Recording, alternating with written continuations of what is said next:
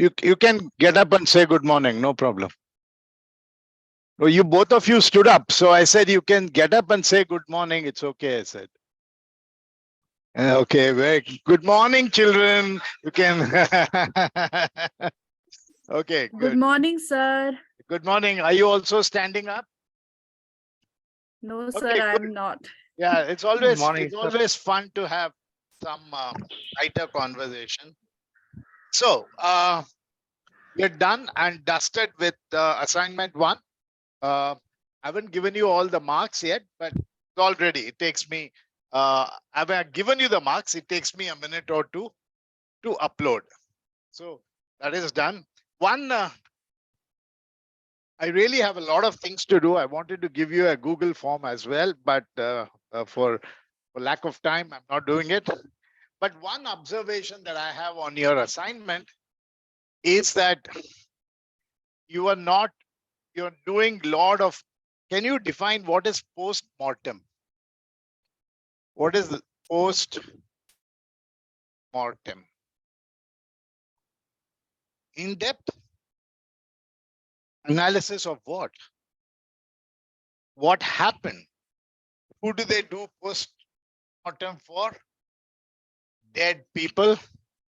So most of you are qualified medical practitioners, but not managers in your assignment. Your assignment goes for maybe 20 pages, 17 pages or 18 pages is all post-mortem.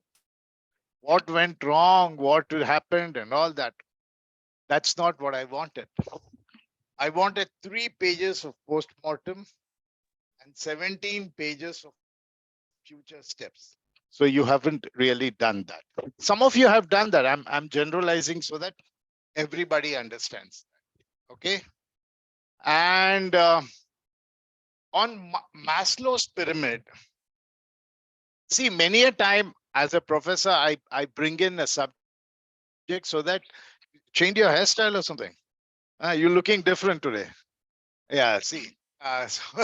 So anyway, so the point was that Maslow's pyramid, let's take, what were the case studies we were talking about? We were talking of BSNL. Somebody took up BSNL. Who did BSNL? You guys? So normally BSNL, you really want to address the lower 2-3 parts of the spectrum, right? Whereas if you took up Netflix necessarily is not for safety or things. Netflix belongs to this sector of the Maslow's pyramid. Do you agree with me? None of you, some of you may have come up with it, but none of you explicitly mentioned that. So these are some of the points that I wanted to say. And most importantly, many of you don't have a purpose of your statement. Why are you doing this presentation? You're doing this presentation because you want marks. Correct, but that's wrong. Marks will come if you, I told you, imagine that you're presenting it to the board of directors, or imagine that you're presenting to an investor. So what you should be telling is that I am presenting it to a group of directors of Netflix. Here is what went wrong, and here is what I will correct it. And you say, here is what went wrong, here is what went wrong, here is what went wrong. Okay, I went wrong. What is the solution? No, sir, time over, I'm going. Okay, so this is exactly what, because it's very easy to do post-mortem. The commentators are the most qualified cricketers. They will tell you exactly how Dhoni should have hit the last 6 deliveries. Put him in the ground, the guy will get out the very first ball. So post-mortem is an excellent thing. Case study is very easy to do because what went wrong. But go to the pitch, go to the boxing ring, one shot from Mike Tyson and you will be spinning. All your preparation would go for losses. So my suggestion is, if some of you have done well, I've acknowledged your good work, but the fact is that you are here to give a solution. Most of you have not given a solution, and one of you have Where is that? One of you actually just gone ahead and compared Flipkart with what is that? Snapdeal. Who asked you to? So it's okay. But I have also acknowledged that you guys have done it. So enough on that. If you have anything specific individually, we can talk about it during the break or something like that. Okay, enough of this. Let's get into something. I'm told that I have this here. It's much easier now. It will never work when I want it. Right? No, he said he gave me this so that it will work. I'd rather move to the next slide. Okay, let's talk about astrology. Good thing to talk, no? This is Mukesh Ambani's astrology. And I'm not, or what is it called? Huh? Kundli. Okay. And I'm not bluffing. This is really the one this is. So why do we go to an astrologer? Take the positives.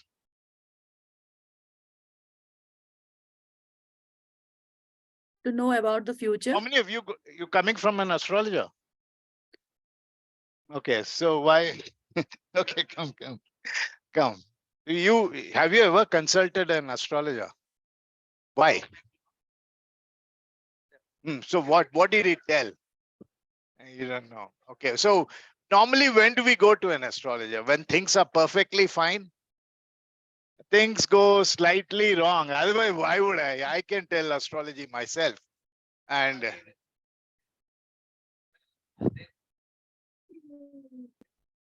that's when you go. Correct.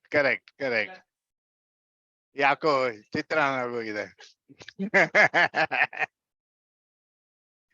Correct. So I used to I don't know, this is not how I wanted to start the class. Because I really have a lot to cover. Today morning I realized that I have a lot to cover. So whenever I'm deviating, bring me back quickly. So I had this, I used to be in the telecom industry. So we had a telecom astrologer. So that astrologer would go to all the telecom companies, meet the big guys and give them. So one of them sent them to me. They said, Ramesh, see what's happening. I know you're always crying. And so why don't you consult an astrologer? I said, okay. So that guy came and I was in a newly built office. We were just doing the furnishing of the office. So he came and then looked and said, "Bahut upar jaoge," and all that he said. 2 years later, he came. I'd actually moved to the third floor. So I said, Mami ji, main to upar chala gaya abhi. So he got very upset and stopped meeting. But that's good thing to say, because we all have to be astrologers in our life. If this doesn't work here. This is what are business astrologers? Today, I want you all to be business astrologers. And what do business astrologers do? They predict the market. They discuss how is the competition behaving, or what do you think is going wrong? Why are they not buying our products and things like that? And there are lots of people who do. This guy is a great guy. This is Ram Charan. He's not an astrologer, but he's a super business consultant. He's a business guru. Ram Charan is a business guru. The likes of Narayan Murthy, the likes of Mukesh Ambani would go and consult him on how should I react. And he has a excellent article on how companies thrive in the post-COVID era. So this guy is a brilliant guy. Okay, so the astrologers in business, the past is an indication of the future. Future is based on my astrologers, can go wrong, acts of God. So even in our own lives, even in business, some acts will go wrong. Sometimes what you assume doesn't happen and then the market collapses. And many a time it happens. And businesses die, companies die too. Any idea of companies which just collapsed? And Reliance Communications saying with so any other bank which collapsed recently? Yes, bank. Silicon Valley Bank, overnight. Citibank didn't collapse. They just walked. Okay, that's an interesting. They walked out of a market and just said it's not a market for me to continue to be in as such. So uh, no cross conversation. I heard the dean and the professor also make a comment. I had logged in exactly when he said. So no chatter in the background. Okay. So as a head or as a business head, what is your job?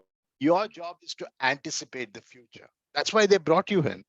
And that's exactly what I wanted you to say. And of course, I cannot hold you wrong. You're just in the very first step of manager. So all with good intention and correction that I'm having this conversation with you on your assignment. But we are not talking of the assignment. We are now moving forward. So what's your job? To anticipate the future. Kal kya hoga? What will happen? And to visualize, predict what could go wrong. Where is the market heading? It's very easy for me to define some very interesting markets. For example, till last week, I was dead sure what is going to happen. I believe that it's all going to be EV. Don't we believe that all vehicles will go EV? You seem to have a different. I believe that it will go with EV till I met the ex marketing head of Mahindra. I was on a holiday last week and then I met up with him and he said, no, it's not going to happen. It's not going to happen. It's just a bubble and that bubble will die and sooner or later it'll still be internal combustion engines back into business. So there you see, Mr. Kivraj also agreeing with Mr. Mahindra. So things that we can predict, theaters or streaming. I believe maybe streaming will continue. After the pandemic, I thought that all of us want to go to a quieter place. We don't want to go to so predictions can go prediction right, cashless or cash. Some basic assumptions that we can do. That is fair enough as an assumption. So my question to you is, and now I'm going to open it up, and I want maybe the answers that I'm looking for, and then we move forward. So how do I make my company stay ahead? I'm right now here. My company is a a 50 crore company. Uh, and how do I move my business? Can you give me some ideas? Do Constant some innovation. market research. Okay. Product innovation. Okay. Understanding customer needs, Understand customer needs. Okay. Know your competitor. So Bringing additional investment. Financial planning. What was that? Global situation. Okay. Okay, I know all of this. Thank you very much. I have learned, thanks to you, I have understood all this. What should I do next? What do I actually have to do? Okay, OB Chandya. All that is good. What is the next thing that I should write? What is the next? Okay, all that is just sitting and writing a report is not there. What is the next physical activity that I should draw a plan? Okay, that's also sitting on the in your air conditioned cabin and doing it. What do I do next? And do what? All that is done. But what is that physical thing? What are the things that you can do? Marketing about your Implement company. what? Plan what? So what will you Promote do your next? product. What will you do next? It's Promote all your good. You okay? We'll defend a score of 169 and all that. We'll bat first. Dhoni will come third down and all that. But you have to bat. You have to bowl. You have to hit. So where will you hit on the square leg or all that is good. You are still sitting inside the room and talking. What would you do next? What will you will do a okay. Why would you do a new product launch? Okay, you do a product launch. Fair enough. Explore new segment of customers. Okay. Geographical expansion. Okay.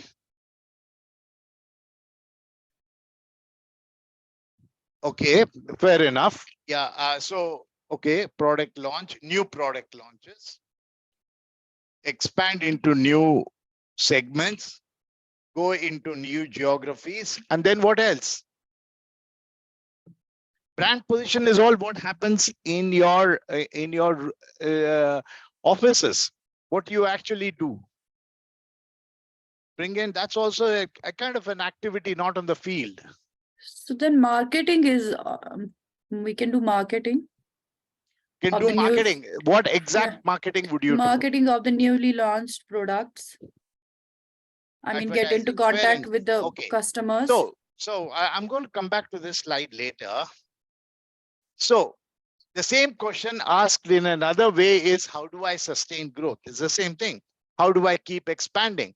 If you don't move forward, you are dead. It's as simple as that, as long as you're progressing. So we have what is known as Ansoff matrix. Ansoff matrix says that there are 4 things that we can do to move our business. What are those 4 things that you can do? You have your products. You have what is the current situation? You have current products and you have a current market, correct? You have Bajaj has got 2-wheelers, assuming that Bajaj has only got 2-wheelers and nothing else. Bajaj has 2-wheelers and they are predominantly a India-based company. That's it. Let's make an assumption of that. So now Mr. Rahul Bajaj says, no, we are not happy. We want to grow. So what do we do? Sir, let's add in more 2-wheelers. That is one thing that you can do. You can expand your range of products. Now, one way you can do is you can use the current products and enter into a new market. Correct?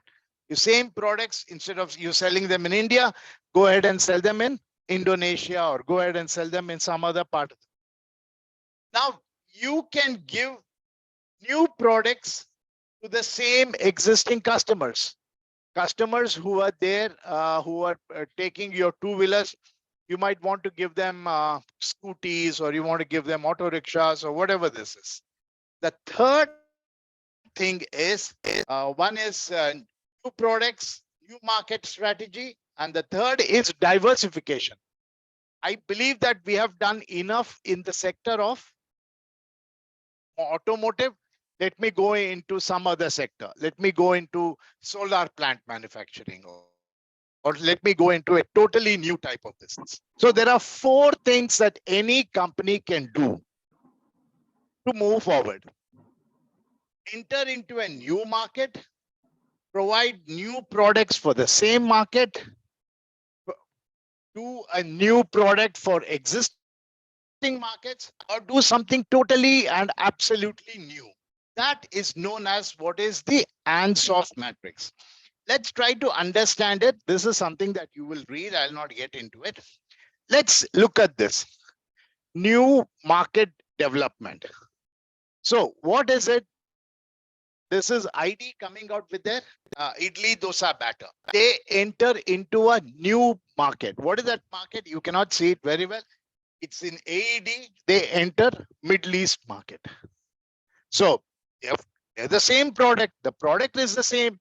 They decide that I'm going to enter into a totally new market, which is maybe Middle East market, because Middle East has people who will have the same culinary taste that the Indians have. So one is market development. The second is product development. The guys who have dosa and idli, they also want to wash their dosa off with a cup of coffee. So it's the same customer for whom you're giving a new additional product. So the guy who walks in would spend 70 rupees for a kg of dosa, would now spend another 30 rupees. It's the same customer. He's not getting a new customer. And he'll buy himself a traditional coffee thing. I don't know how many of you have tried it, but this is a pretty interesting and good cup of coffee decoction. So you see product development for the existing market sector. The third is go into total diversification. Inox is known for a movie chain, but they also go into windmill production. That's getting into a completely new line of businesses, like Geo or what is it? Reliance getting into communication business. We never thought that they would be there and enter into the business.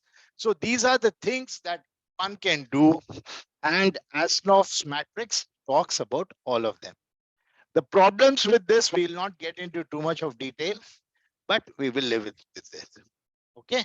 So now, have you understand this topic? If I want, I can give more clarification, but make sure that you understand it. Clear? Okay. Now let's look at some terminologies. We are slowly moving away from B2C to B2B. In the next 1 hour, we should be doing complete B2B conversation.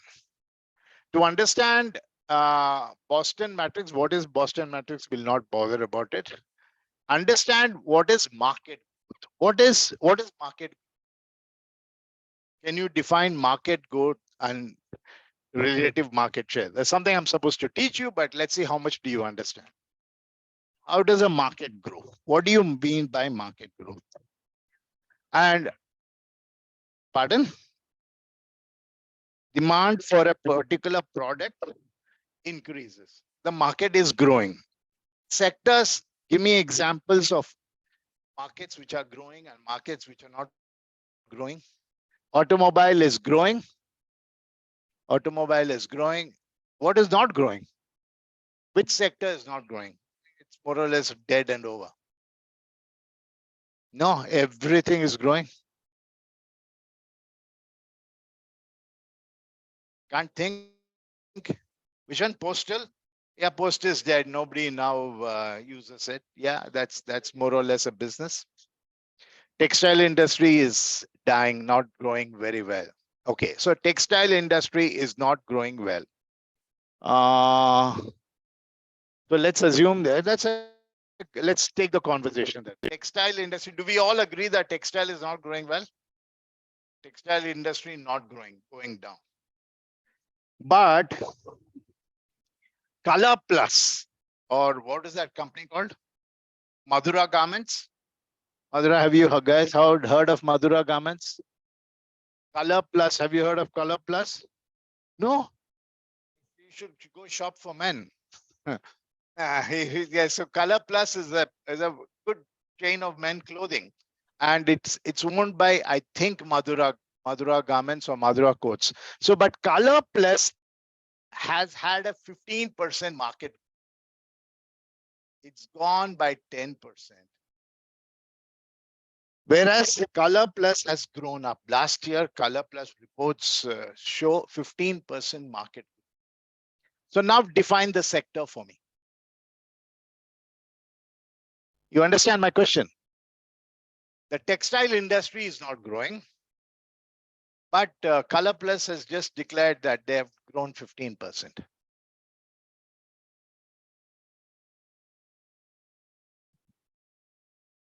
No, this is not the truth. I just created a story. So don't go by it. So what do you make out of this statement? Textile industry means everything, including Ramraj. Okay. So what does that mean?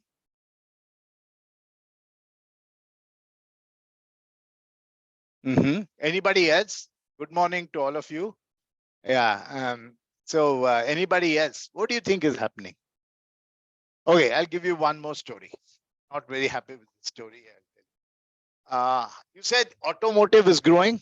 Everybody agrees automotive is growing. Auto sector is growing. Auto sector is growing. GM is collapsing. General Motors and Ford is going negative. Okay, आपकी मर्जी. Honda. Whereas Kia and Hyundai, or okay, let's keep only Kia. Let's for the purpose where there's no confusion.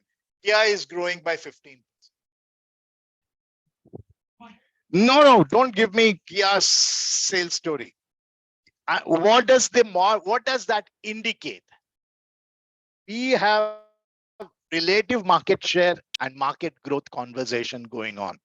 So what does these two situations indicate?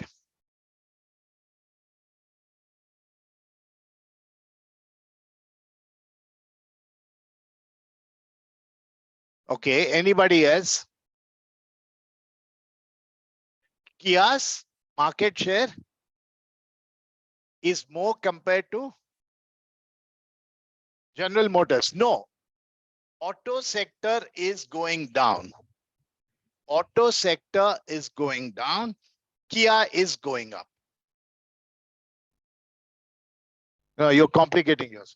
Because of their new innovation and marketing strategy. Okay, I don't want to, okay, I think I'll give one more chance and then maybe you're all of you are stuck in a thought process. Go ahead, tell me.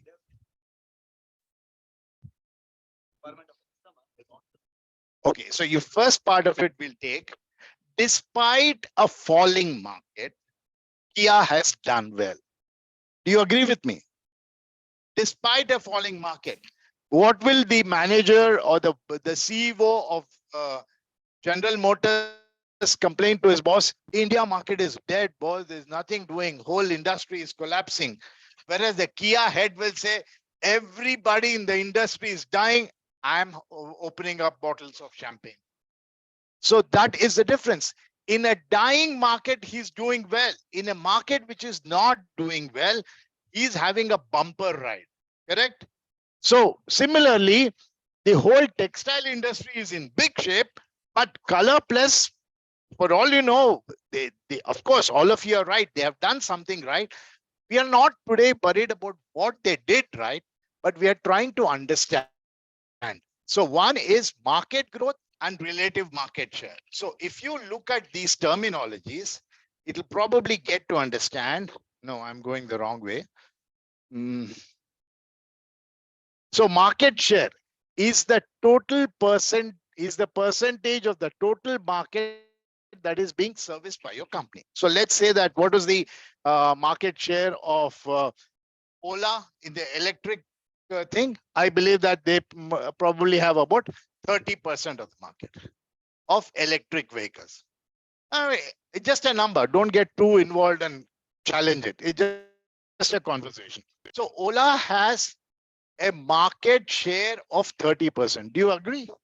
If the whole market is 100%, Ola has a EV market share of what, 30%. So that is market share. Now we move into the next term, which is known as relative market share. Relative market share is how much have I done compared to my competitor. Compared to my competitor, how have I done? You look at the brand A. Brand A has got a relative market. Their market share is 4,000.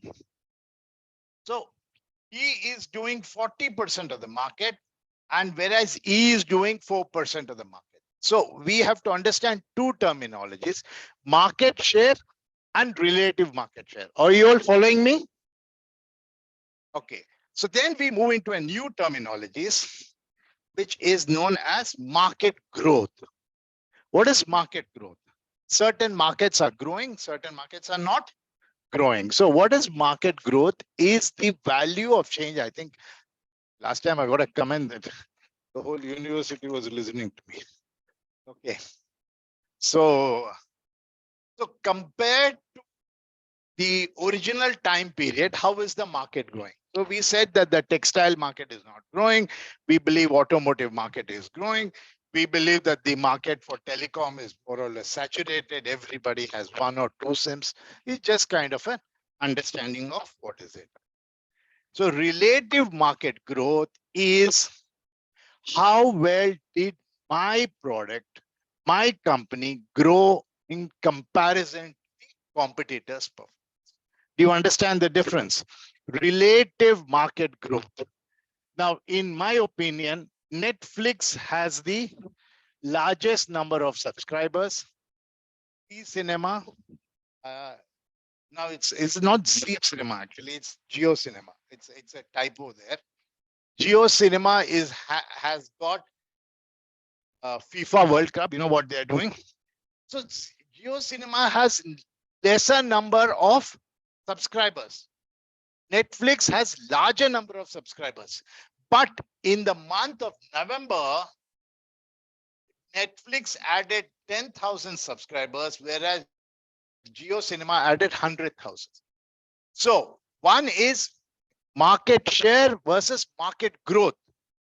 Today, if you look at a report, it will say Netflix has got 6 million subscribers and Geo Cinema has got say 2 million subscribers. But on the last 2 months, thanks to IPL and thanks to something else, lots and lots of people are going in and subscribing to the Geo service. This not, I wrote the wrong word here. So what does it indicate? Netflix may have larger number, but they are not growing. Geo has a smaller base, but they're really growing very high. So the relative market growth is a very important terminology. It tells you what the situation is. Okay. If you just to give you an idea, what is the GDP growth of our country? How much are we growing? Any idea? What percentage? Say they are saying that we are growing at 7%. Whereas America is growing at 1.5%. So what does that mean? What does that mean? Is it we are growing faster? Yeah, we are growing faster, but America is probably a $10 trillion economy and India is maybe $2 trillion economy. So even if we are going at 7%, this 1% itself is so high a growth that there is no period of time that we will catch up. So there are two different things. Though America is not growing as fast as India, the engine horsepower is so good that it'll take a while for us to catch up.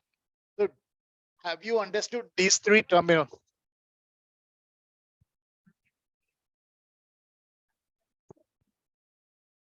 No.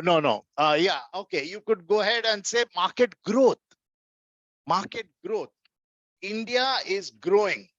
India is growing at 7%, whereas America is growing at 1%. So what does that mean? That is our economy overnight bigger than the American economy? No, because we start with a smaller size. This is like Geo Cinema. Geo Cinema is got 1 million subscribers. And let's say Netflix has got 100 million subscribers. So 7% of 1 million is how much? 7% of 1 million, all maths. Huh? Isn't it 0.7 million? 70? 70,000, sir.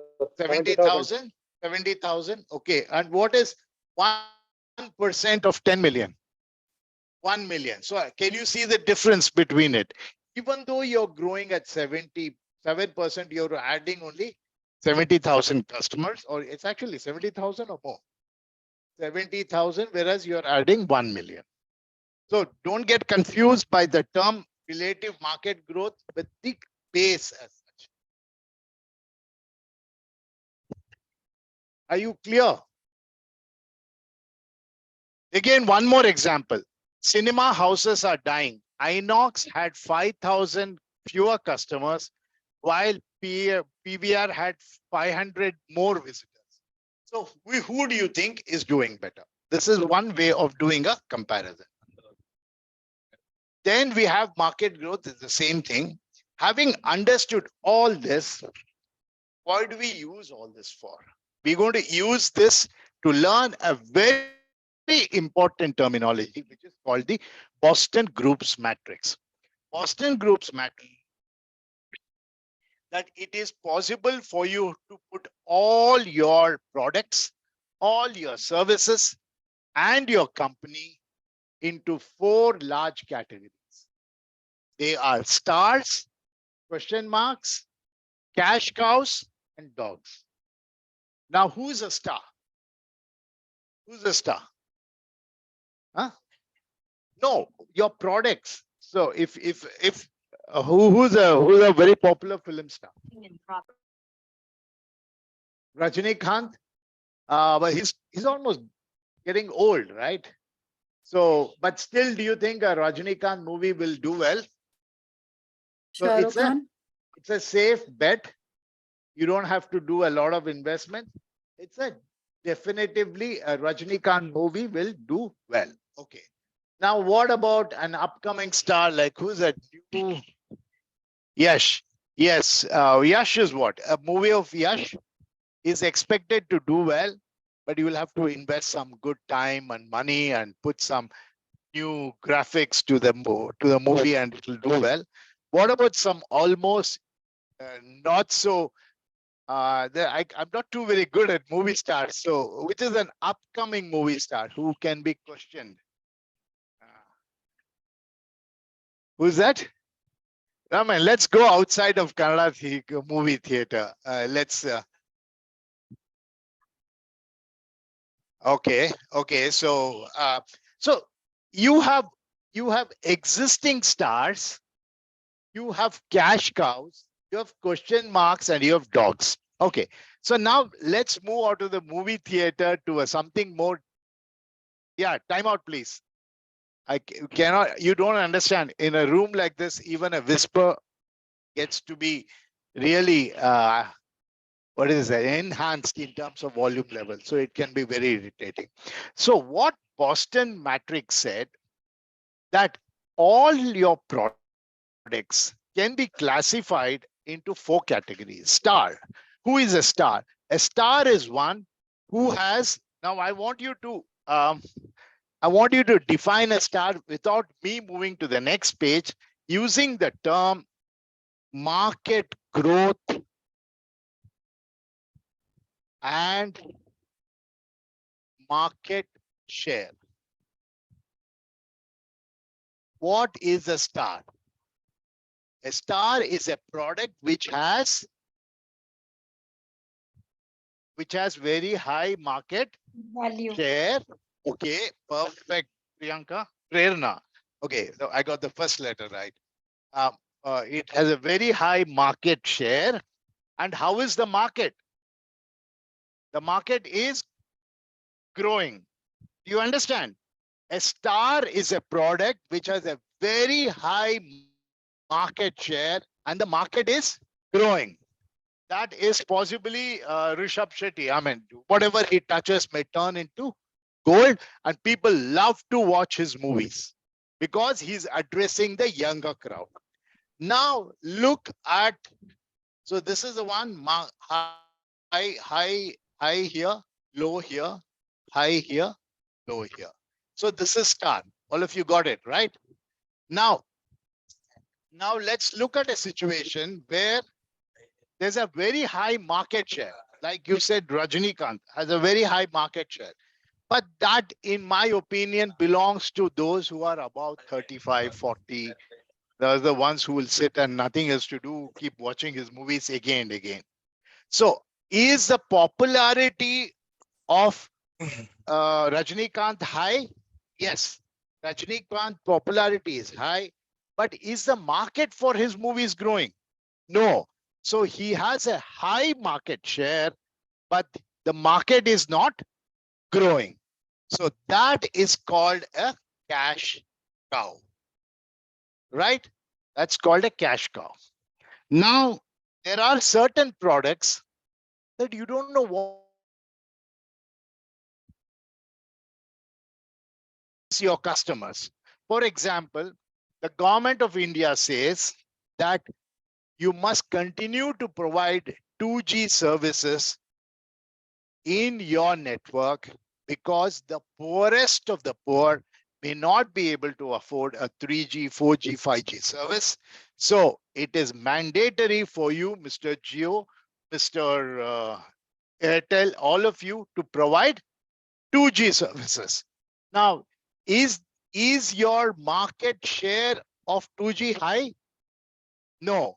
Is the market growing? No. So this is a painful product that you have with you.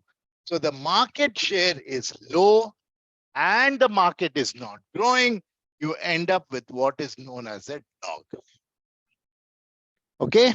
So this is what we ended up in a situation. Now, let's look at a third possibility. Now, we have what is this company called Ather introducing two-wheeler electric vehicle. We have Ola introducing electric vehicle. We have Bajaj very hesitantly introduce their vehicle. We have TVS also introduce the Cube very hesitantly, iCube. So what is happening to them? What is the market share of TVS in the electric market? Low. So they have a low situation here, but how is the market growing? It's growing very high. So what should I do with it? Should I keep that product or should I kill that product? It's a market share. It's a low market. But what if somebody comes up with a brilliant product and they all love Ather and Ola and nobody buys your product? That's where, so that's a questionable situation. What do I do with this? Do you understand the four terminologies of the BCG matrix? So can you please describe the last one again? Yeah, This please go question ahead. mark. Question mark 1, low market share. Hello? Yes, sir. So can you please describe Yeah, this yeah. question mark I can again? go back to you on the question mark. Yeah, we'll look at the question mark. If you understood, let me quickly do a revamp of what it is. Let's take the product of, let me revisit this and give a totally new set of examples for all four of them. Gmail. Gmail, or let's say by very popularity, most of our emails are Gmail, either through the Gmail enterprise network or through my own personal thing. All of us have Gmail addresses. And if I've shared with somebody my Yahoo email, they would consider that I'm not really in term or a pretty old guy in the business. So the email business is growing very high. Lots and lots of companies, lots and lots of colleges are virtually signing up for Gmail services, either as a business mode. So the market is really growing very high. And who is the leader of that market? Gmail. So for Google, Gmail is a star product. That's really a great product for them to have. So that's a star product. Let's look at Google search engine. Let's look at Google search engine. I believe the search engine market is now kind of debatable because who uses search engines nowadays? Nobody uses search engine. My opinion is if I want to buy a pair of earphones, I don't go to Google. I go to Amazon. I go to Flipkart. That's where I check what is the cost of a earphone. I will not search for my lowest cost earphone or a headphone on Google. Google has lost it out. If I want to configure my computer, I'm not going to Google search. I'm going to YouTube. So while there is a large market share of Google search engine, just a conversation, we can debate it, but just for you to understand, the market is not growing. A market where you have a very high market share and the market is more or less dead, or not more or less dead. It's not growing very high. Example, Nandini. 80% of Bangaloreans drink Nandini milk. But is the market growing? Is tomorrow, just because there's a Nandini versus Amul controversy, will people go back and order 2 more liters of milk? So they know. So while Nandini may have a great market share, the market itself is not growing. But that's a great product to have because you have virtual control of the market. That is known as the cash cow. And the very word cash cow means that you feed the cow grass and you get milk. So your expense on maintaining the cow is so very low, and your returns are fantastic. The third product I was trying to tell you was a dog. A dog on Google would be a Google News feed or something like that.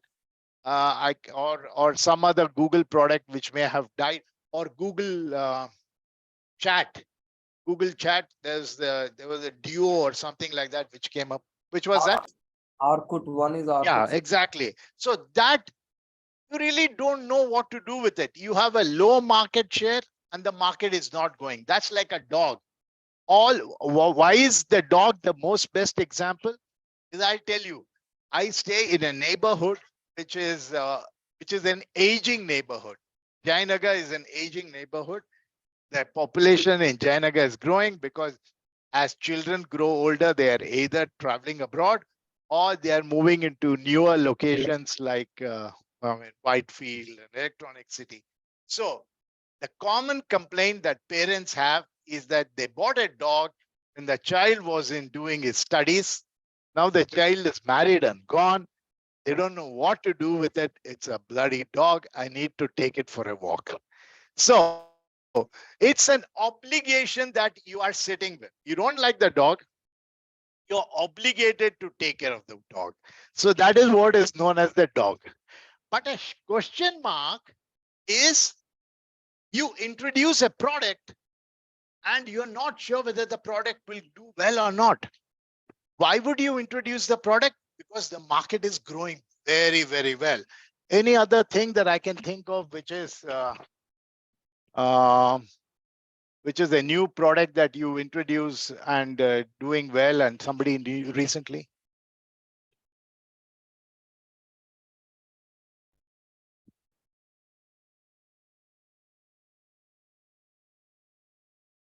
Yeah, do you think they fall under the question mark category?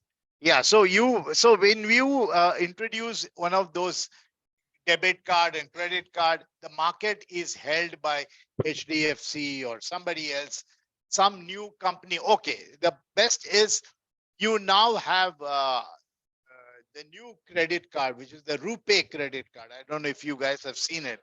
Is that so? The banks are introducing it, and whom are they challenging? MasterCard and Visa. But the bank is taking a risk, or the Indian banks are taking a risk by introducing a third element. Who knows? Maybe people will love my product, or maybe it will collapse. It's a questionable point. We don't know how it is going to behave. So for the person who asked online, am I able to clarify it? Yes, sir. Okay. Perfectly. Yeah. This is how it looks like. Market growth is very high. It's a questionable thing. Do you think I might do well or may not be? Stars. So dogs are something like companies that you live with and you don't have anything to do with it. So this is what are the 4 things. Now I want you all to take a 5-minute break, maybe as a group, and think of something which falls under these 4 categories. Quickly, give you a 5-minute job, come up with a product which is a star. Don't take the examples that I gave you.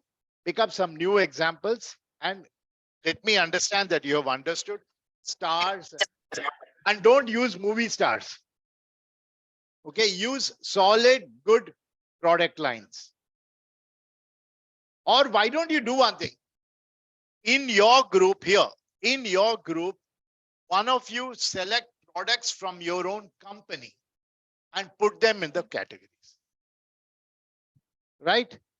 Choose which company are you working for and put them in.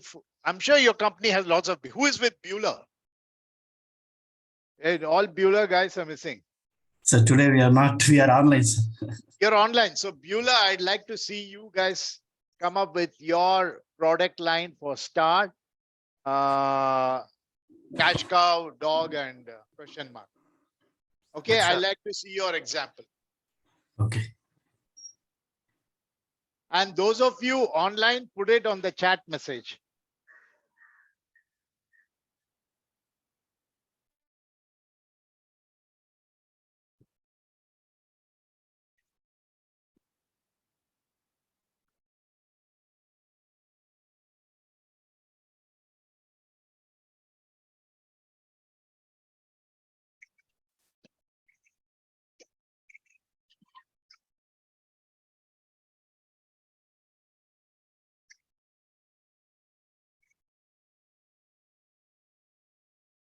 Okay.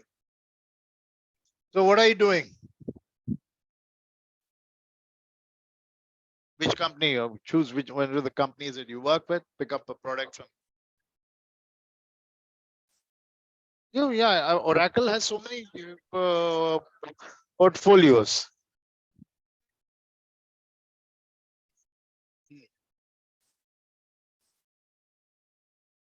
Yeah, they may. Do they have PeopleSoft? Do they support PeopleSoft? No. Okay, so you have SQL, then you have something else. So CRM, but who is bringing the money to your company? Which product is for so many years you have developed it and bringing money to your company? Probably SQL. So SQL may be the cash cow. Maybe it is in between. It's still doing very well. There could be overlaps. There could be overlaps. You can put them in both places.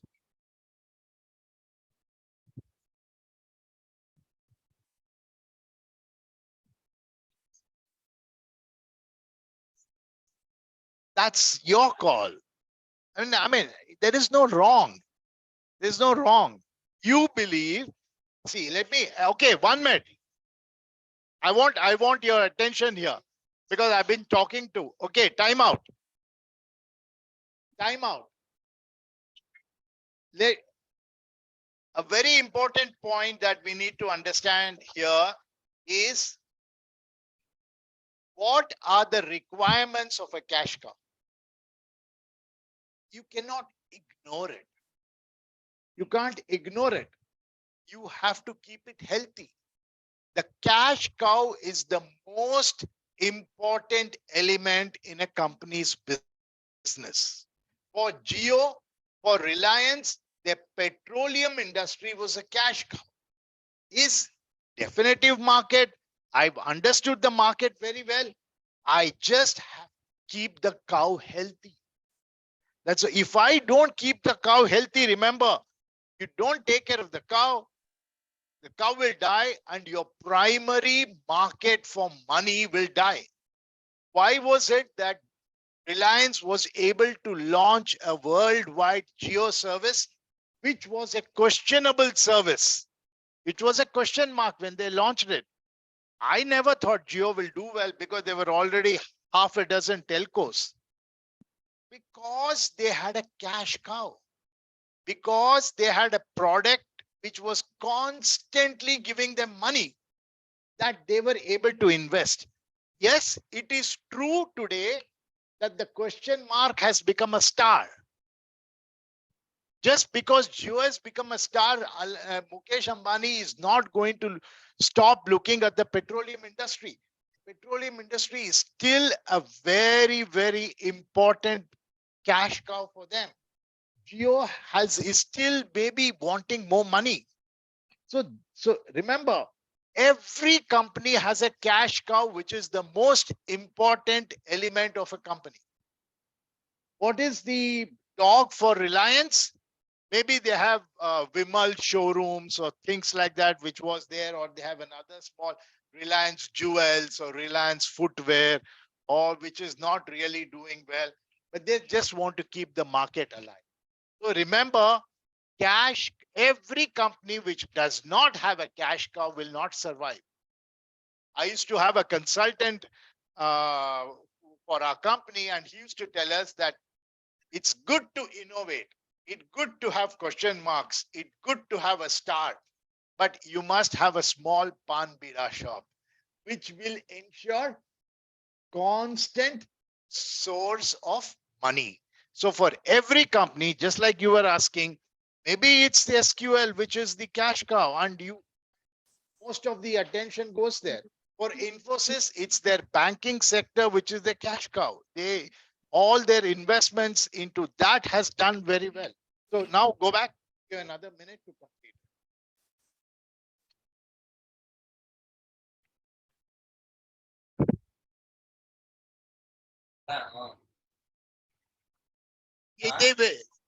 Yeah. So yeah, Microsoft, tell me now. Microsoft out.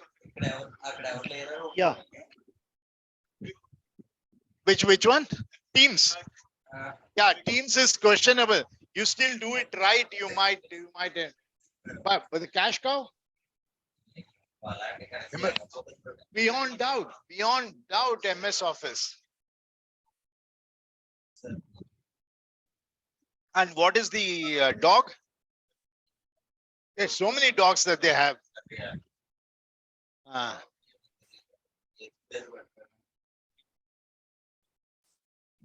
Correct.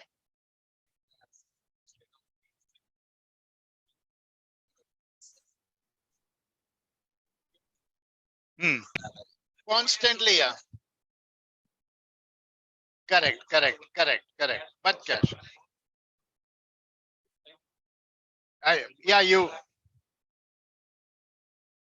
Just because they're perfect. Yeah, as long as this.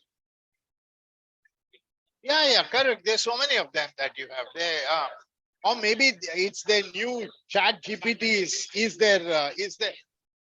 there not dog, is there question mark?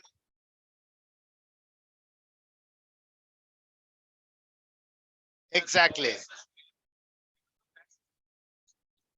You don't know whether it will survive well or not. Okay, good. You took Titan. Titan watches are cash flow. The skin is the Titan watches are cash cow. Titan watches are in, you ask me, dogs. Market is not growing. Titan Tanishq is cash cow. Tanishq is cash cow. People are all married. So where you gold. I mean, it's not questionable. I just want you to understand it. Star is what? Maybe star is gold. Yeah. So you can have one or two overlay. Yeah. Sir, one from online, please. Which one? HP. Correct. Yeah, it's not growing. How overnight people not going blind, right? Correct. Yeah, even I wear glasses, so don't worry. Sir, I'm from online. So I just put something for HP. I just want to understand is the understanding is correct or not. So cash cow, I have put it as HP printers. And question mark, I have put it as AI solutions, which we are providing. And stars would be HP servers. Perfect. And unfortunately, you have signed a 5-year contract with one of the customer, and you are reluctantly supporting him because you're committed to serve him for 5 years. Yeah, I don't want that. Yeah, you're convincing them. Perfect. Good understanding. All of you playing the same role. Okay. Time out. We move to the next topic. Yeah, anybody? Yeah. Go ahead. Yes, I'm listening. Okay, I'll only come.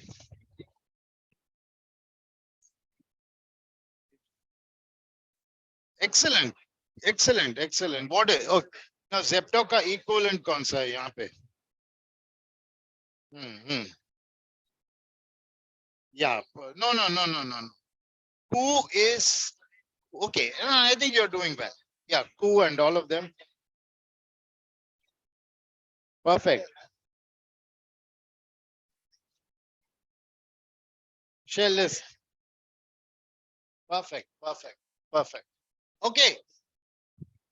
Time out. Unless until anybody wants to read their version, I believe the friend branches and some of you have shared it with you. I've understood it. And anybody else wants to read out their list, or we can move ahead. Yeah, go ahead. You can read it. What and under what category? You're talking about company ITC. ITC. Yes. The star is agribusiness. Okay. Yeah. One minute. Ashirvad Atta and all that. Okay, very good.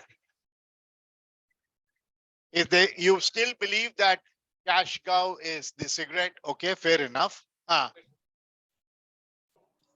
Question mark is food products, and the dog would be their infotech. The ITC owner would feel bad about it because infotech is still. I think you believe that it's a dying product. Okay, so again, I'm saying it's all very questionable. Perfectly right. I just want to make sure you've understood. Yeah.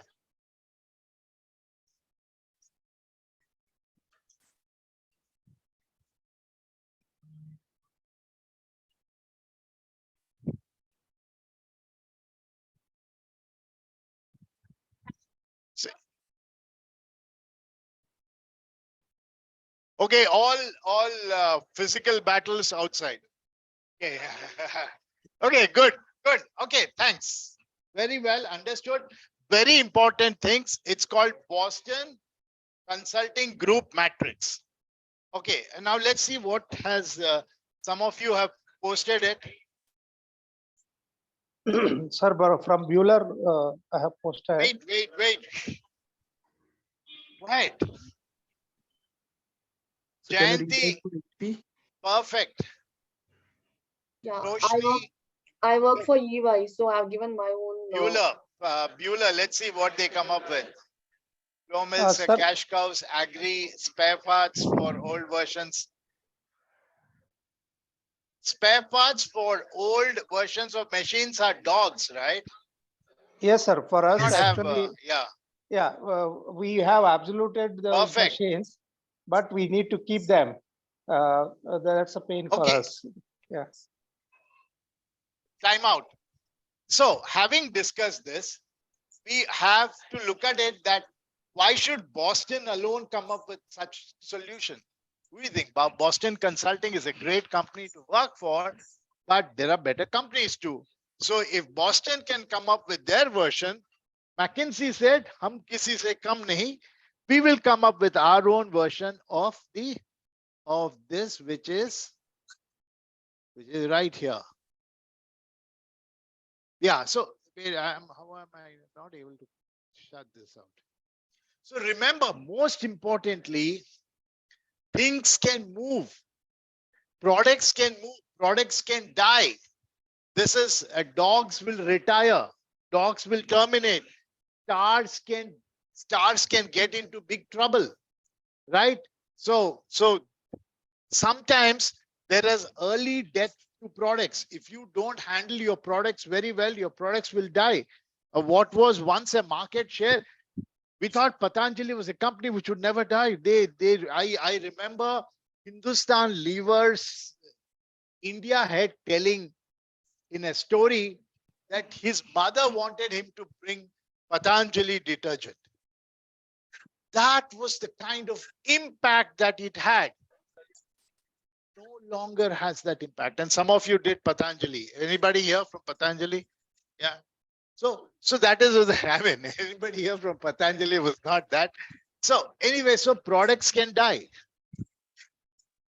So one way to look at it is to come up with a new version.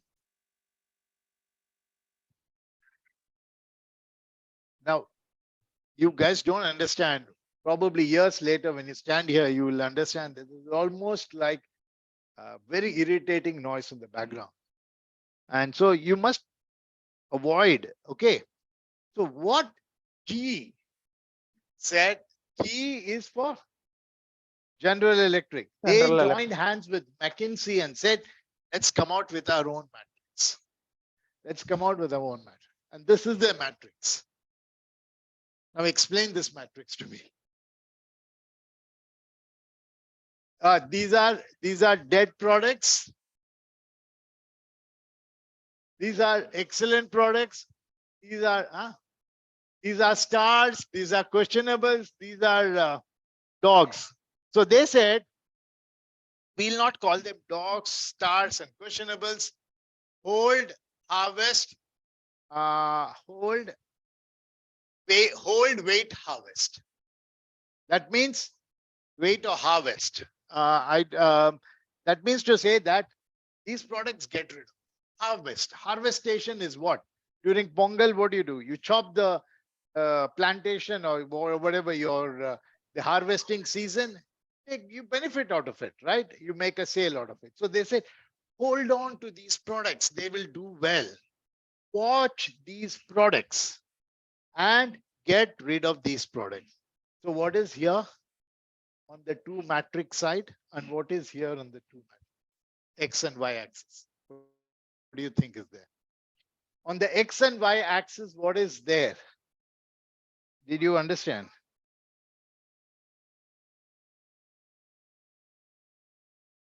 Where was that? The same thing in a new language. That's all, nothing else. Industry attractiveness is also known as, in the Boston category, what is industry attractiveness known as? High market growth. This industry is attractive. This market is attractive.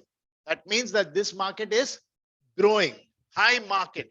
Business unit strength means that how strong is my company, my product line.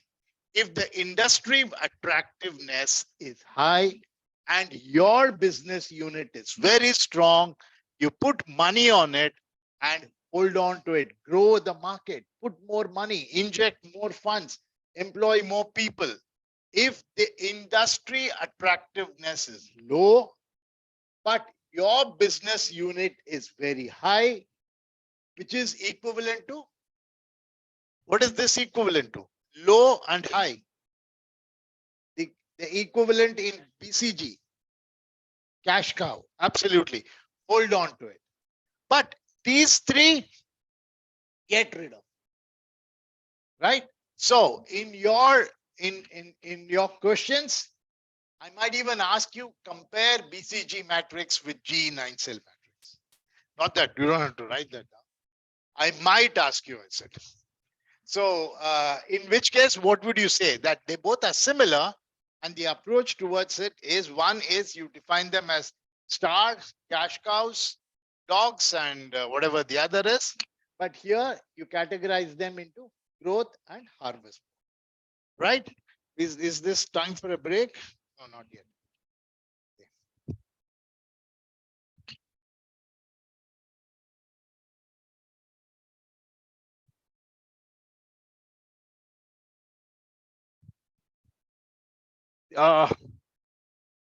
You, all of you follow her question. Could you repeat your question?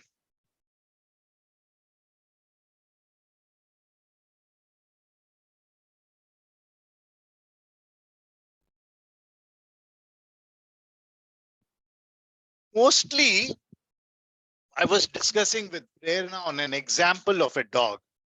And from the industry that you come from, there are lots of dogs which are lying out there. In the sense, what happens, Infosys, or for example, Oracle, they sign a 7-year contract to maintain that software services for a company using a certain platform or a certain software. Now, many a time, the industry is not It could be a textile industry. It could be an automotive industry. It could be a petroleum industry. They are not interested too much on upgrading the software as much as they are interested in upgrading their primary mechanism, which is better petroleum machineries or better textile machines. They don't want to invest on IT because IT is only a supportive industry for that. But for you, it's a primary because you have that contract. What do you do with them? You try to convince the customer to upgrade. Will not upgrade. He said no. Let it keep going. But you are losing manpower because nobody wants to handle that project because sir, that is some older version. I don't. But you are legally committed to a relationship. You have to support them for 7 years. When the renewal comes, you're going to tell them, sir, you move, otherwise I don't want this business. But the contract says that you must stay with them. Such is the situation of a dog. You still have to keep it alive because it says, hopefully when he expands, he will take a new product and things like that. So because the industry is not growing and you're committed to that industry, you will grow. There was one particular situation, I think we realized it about 1.5 years, 2 years back, when a dog can become a star. If you remember, in the peak of the pandemic, they realized that the medicine for tuberculosis, or what was it? It was called HZC, or what was that? One particular hydro something. Yeah.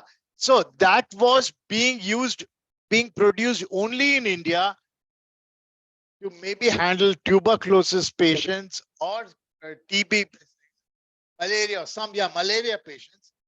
And one product line which was dead, but somebody said that that is the best cure for COVID. Mr. Trump called up and said, "Guys, better supply me, otherwise I'm going to shut down our relationship." So this poor dog overnight became a star. So that company just shot up for time, right? So there are situations where things can go up and down the chain, right? Best, yeah.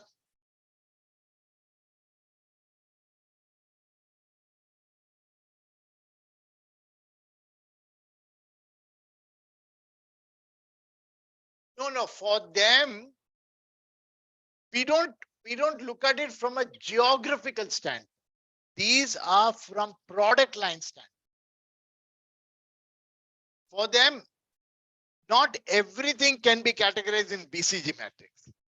For them, Indian market is not an attractive market.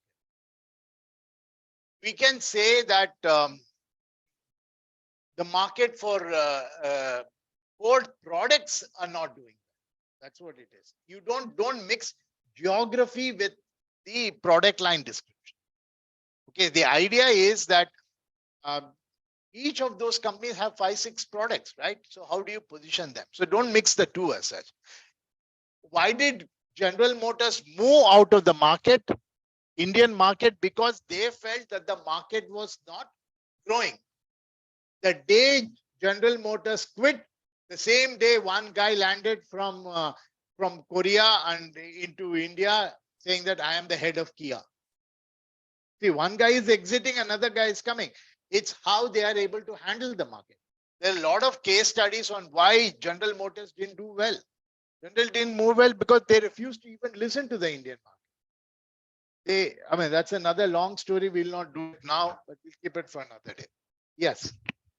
So you've understood two topics. One is Asnoff matrix, which is 4 ways of growing, then BCG matrix, and then we have the, so 3 matrix we have done. And then that's all for now.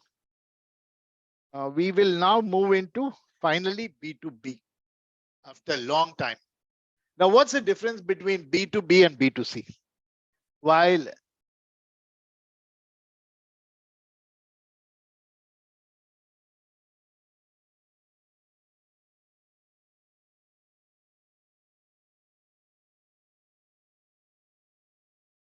Okay, very good. And any other definition that you can think of? Mm-hmm. Which one is a short-term customer? B2C is a short-term customer.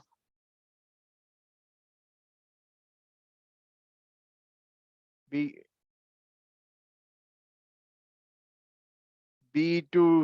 Okay, there are a lot of answers coming here. And B2B. Okay, let's look at them. So one, what did you say? What is the first thing you said? B2B?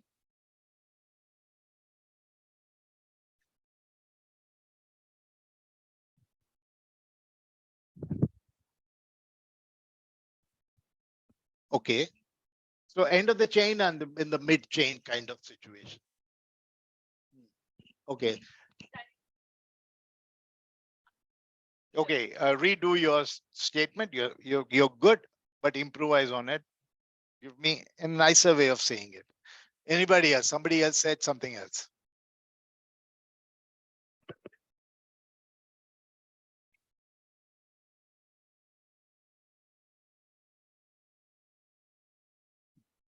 Okay. Okay, good, good. You almost there. Both of you. Well done. But take another shot at it. Make it crisper. Make it sound professional. Make it like.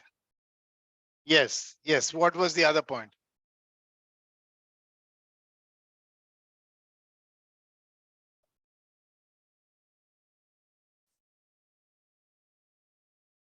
Repetitive customers come from B2. Is B2B. You mean I don't go back to my grocery fellow and buy every month? I go to different grocery shop to buy my atta. So you mean a B2B customer never changes his supplier?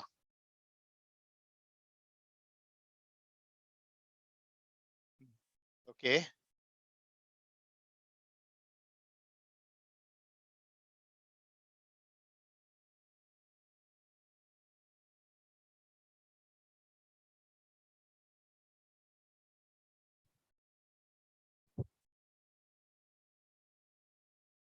Yeah, good, good, good, good. Very good. You're making my life easier. Yeah. No, true. I mean, you gotta give a good answer. I should acknowledge it. Anybody else? You wondering what is B2B? Butter to butter.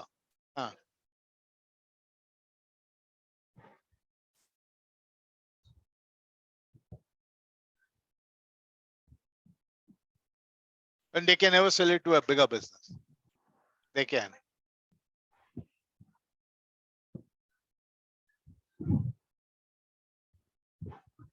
Okay. But what else is the difference? What's the volume of business? Mm-hmm.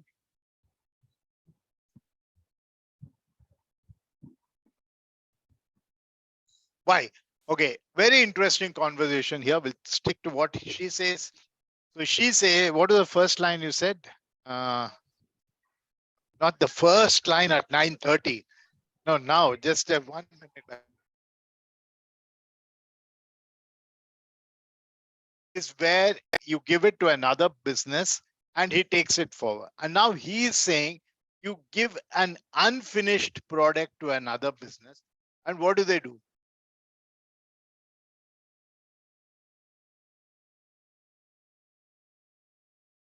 Okay.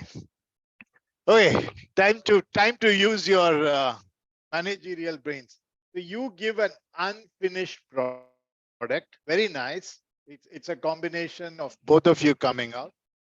So company one gives an unfinished product, which is received by company two. And then what do? They modify this They add word. value, This word. value addition. What is that word? Value addition, Online sir. value. That's the word you must try to use. They do a value addition. Yes. They do a value addition. Perfect. So, and then this guy may do another value addition. There could be another value addition. Value addition when finally it goes to Mr. C. Correct? Finally, it goes to Mr. C, which is the consumer. Finally, it all boils up. That's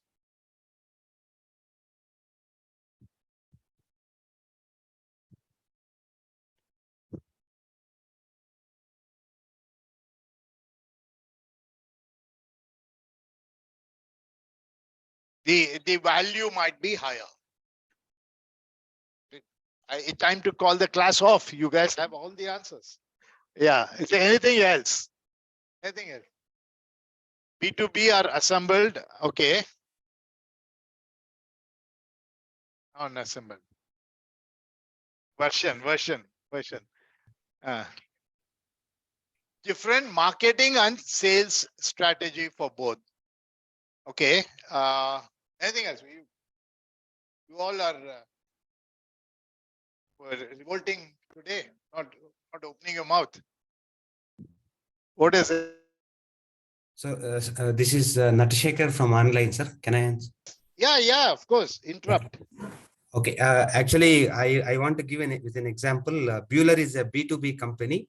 It's like we sell it to one more business house. There is no direct customer involvement. In B2C, the transaction is between a customer and the business. Like we sell rice milling equipment to the rice miller, but rice miller will sell rice to the customer. So rice miller to the customer is B2C, and our transaction is B2B. Perfect. Very good. Yeah, well done.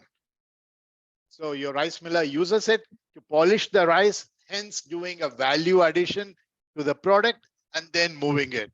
You are Mr. Seat. You are selling tires to Maruti.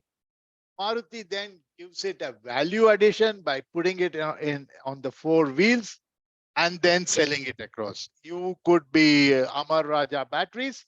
I can go and buy that battery myself and put it in my UPS or use it. That could be a B2C customer, or you could also be selling it to somebody else who could do a value addition to it. Very good. If you guys hadn't moved this forward, I would be spending some time talking about this situation, which I obviously don't need to because you are all there. So you see, you are a raw material supplier. You supply to Suzuki. Suzuki then supplies to it. All of which, what you all said. That's why I'm saying I don't want to hang on to this. Your Kudremukh iron ore. You have 2 kinds of customer. You have Tata Steel, who could buy your steel, who could buy your iron ore to convert it to steel for automotive industry. But your same customer could be Jindal Steel, who could give it to Prestige, who would use it for cargo. So you could have one product which could have multiple users from different sectors. That's the additional line that I thought I will add to it. But otherwise, very well done, guys. You made this not necessarily the day, 10 minutes. Okay. Okay. Sir, So can you again, sorry, sir. Can you show that slide, sir, just now which you showed? yes. Yes, just a minute, sir. Screenshot, huh? Okay. Yes, sir. Thank you, sir. Okay. Share the screenshot. Sure. Okay. So similar example of thing, unfinished, cotton, spinning to weaving to tailoring to distribution. Even distribution is a B2B market, right? And finally, the guy sells the shirt, right? There's one thing. So there is, the word is value addition. Remember, it's all about using the jargon. One more example. Oh, these are for young children, not for you. You guys know everything about this. Okay. So I'm going to skip all of this and stay on this for the next 10 minutes. The characteristics of a B2B market is as following. The demand is organizational. It's an entity which is asking you. It's Oracle which is asking you to supply. It is Hindustan Motors, or it is the government of India which is asking you. Whereas this bottle of water, it's me, the individual, who's asking you, that organization. The volume of business, it's an overlap here, is much larger. And the volume in terms of physical money is going to be much smaller. The number of customers could be very, very few, whereas there are very many customers for a mobile or for a laptop or for a watch or anything. I used to work with a company where we were doing very specific RF testing equipment. It was very high precision equipment and had customers in whole of India. There were just 3 people that I had to meet. And if all 3 of them don't buy the product for that financial year, I'm doomed. But if all 3 of them bought the thing, I can go buy myself a new house. Yeah, so that's the way it is. So very few customers, many customers. Location of the customers, you don't know who is buying the next mobile phone of Samsung. You don't know who is buying next some other service. Whereas here, the location of your customer is very well defined. You know exactly where your customer is located. Distribution is direct. You're directly going and talking to your customer, or you're directly supplying to your customers. Whereas in this case, the distribution is indirect. The Samsung doesn't really know who bought their next phone, and they're least interested in who bought their next phone, whether she or he. For them, it's a very indirect. Nature of buy is professional. Nature of buy is more personal. I give you so many examples of it. I and my wife end up going more in the evening in the market to do some grocery purchases and flowers, and she just doesn't like to buy from one particular person. I ask her why. No, I won't buy from. I said, why? No, I don't like her face, or that doesn't work in an organization. That doesn't. It's a very professional thing. We can't have somebody to say, no, I don't like his face, and hence we'll buy the product even if it's better and cheaper. Right? It's not going to work like that. And buying influence, it's multiple. Buying influence in single. Can any one of you try to explain to me what does that mean? Buying influence.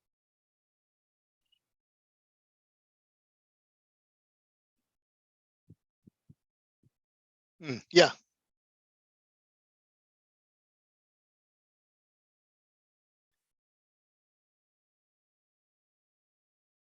In an organization, there's so many people who are going to influence the purchase of the product. That's what you're trying to say. Who's going to influence the purchase of the product?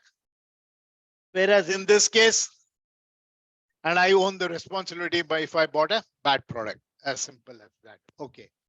Then buying, yeah, nature of buy is, this is what it is. Negotiations are more complex and simpler. You wanted to acknowledge that, or more or less the same thing, right? Decision makers are multiple for all of you doing the same thing. And negotiations are more complex.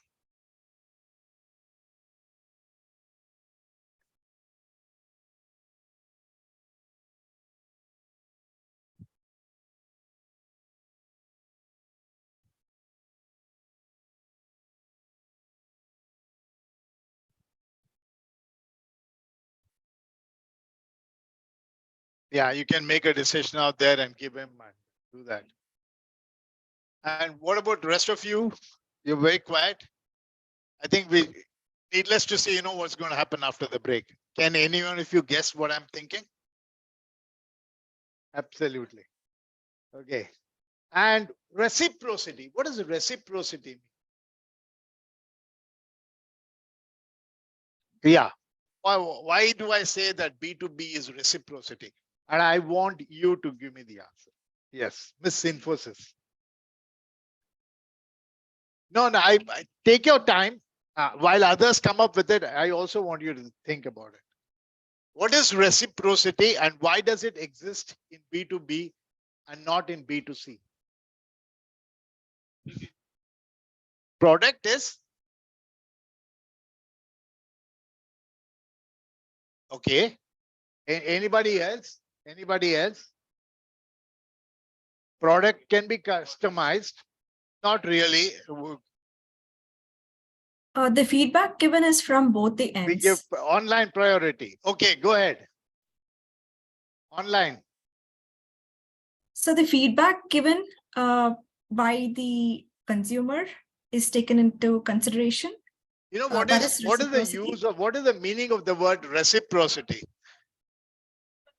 Listening, like whenever You pat my the back, person- you pat my back, I pat your back, right? Like mutually sharing the benefit between the two companies. So how does it work? So yeah, good. So give me an example of reciprocity. You took reciprocity. Okay. Okay. So give me the example. Example, not an explanation. Maybe a volume versus price. She's jumping at it. I'm going to hold her back.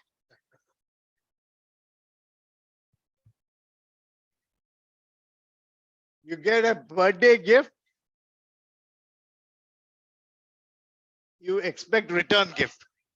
Okay. What's your name? Shifa. Now, you're perfectly right. But now put it into a business example. All of us are going to sit, not do any work till you give me a business.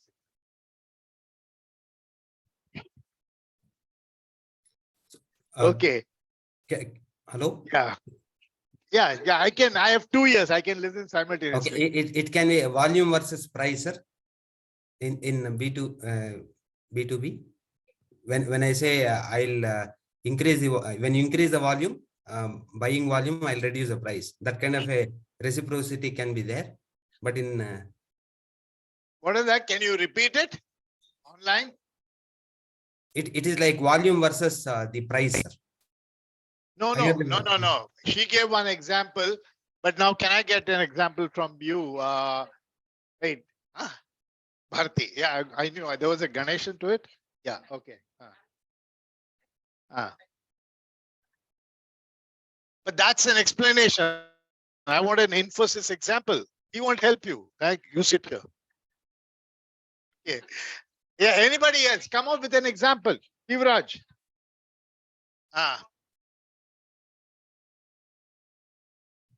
Your customer, and they gave you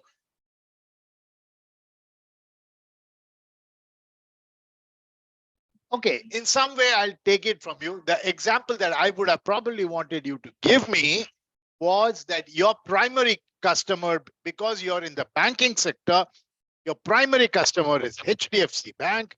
So you're providing software solutions. HDFC Bank, on the contrary, will also provide you banking services. Maybe all your employee accounts are managed by HDFC. There is a reciprocity of relationship, like the way she said that we provide services to IBM. IBM in turn provides us with all their hardware solutions. And it happens all the time, right? Reciprocity. Mr. Samsung, I'm buying your phone. So what? What are you giving me in return? Nothing, right? It doesn't work. So reciprocity is not there in the thing. Okay. Yeah.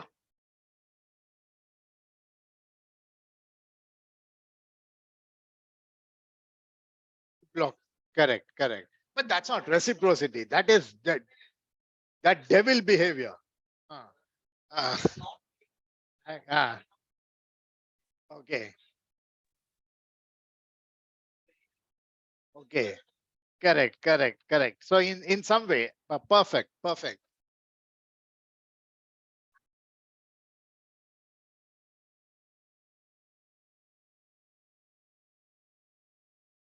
Perfect. So now all of you are getting the message.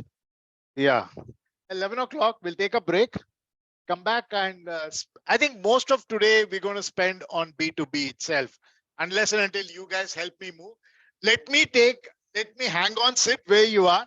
Let me take a screenshot of where all of you are sitting. I want that batch distributed. Okay, good. Right. So online, you must excuse me. It's very difficult, but you must interrupt me more often. Just interrupt me and I will give you priority. Yes, sir.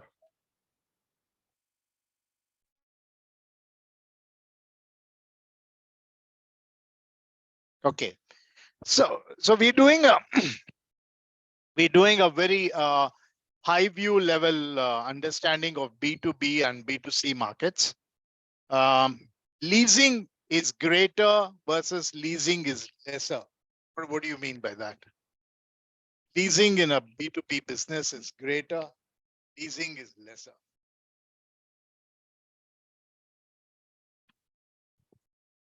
Yeah. Depending on, it also means that financing options are more complex. You might want to, they might give you all the money and say, start it and pay me after so many years or things like that. And promotional is personal selling versus advertising. So it's very easy to advertise for the new phone. You put up a huge banner and then your phone is done. But if you are selling an SQL service or if you're selling a very complex software, how do you promote the product? You have to make sure that it reach out to the right person and the right place. So that's probably what it is. We'll look at each one of them in a slightly more detailed manner and find out how to do it.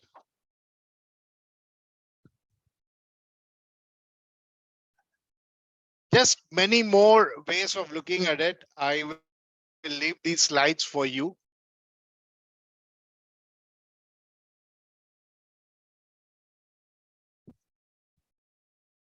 So one of the things that we are talking about is that B2B markets have complex decision-making process.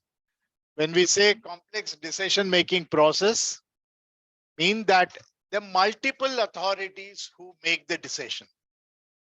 Let's say you want to buy, the closest I can think of a B2B situation is probably a treadmill. If you want to buy a treadmill for your house, everybody, including your neighbor, has a say, right? Because you don't want the treadmill to make so much of noise on their head, right? If you're keeping it on in your floor. So multiple people, your child may have one parameter to consider. Yeah, you may have one. So, but in any typical B2B purchasing, it's a very complex people. Lots of people get involved in making a decision process. Now, how complex is that decision? Is just like the so many metrics that we have learned to talk about. Low risk, low value purchases. Low risk, low value purchase for a company would be maybe ordering for stationery or maybe ordering for coffee. Low risk, low value. Now, who will make the decision? It's going to be at a much lower level that the decision would be made. Not too many. Low risk, high value items. Low risk, high value items are items which are probably low risk, high value items. Could be an office insurance, which could be, you make a big mistake and then you were into trouble. So you have low value, high risk. Yeah, that's probably what is low risk. High value is what? Low risk, high value is basic raw material. You buy one set of basic raw material, which is good. You might have one batch of products which is coming out. The damage could be low, but not there. What is important is low value, high risk item. What are low value, high risk item? Buying an insurance policy for your employees. and you bought an insurance policy for your employees, but did not include the COVID in it. When you bought it, you could be in big trouble. So very complex methods are involved. And who is involved in making such decisions? High management, fewer heads to decide, lower heads to decide. So that is one conversation that we can have. Buyers are more rational. B2B buyers are more rational. What does that mean? We're more cognizant of.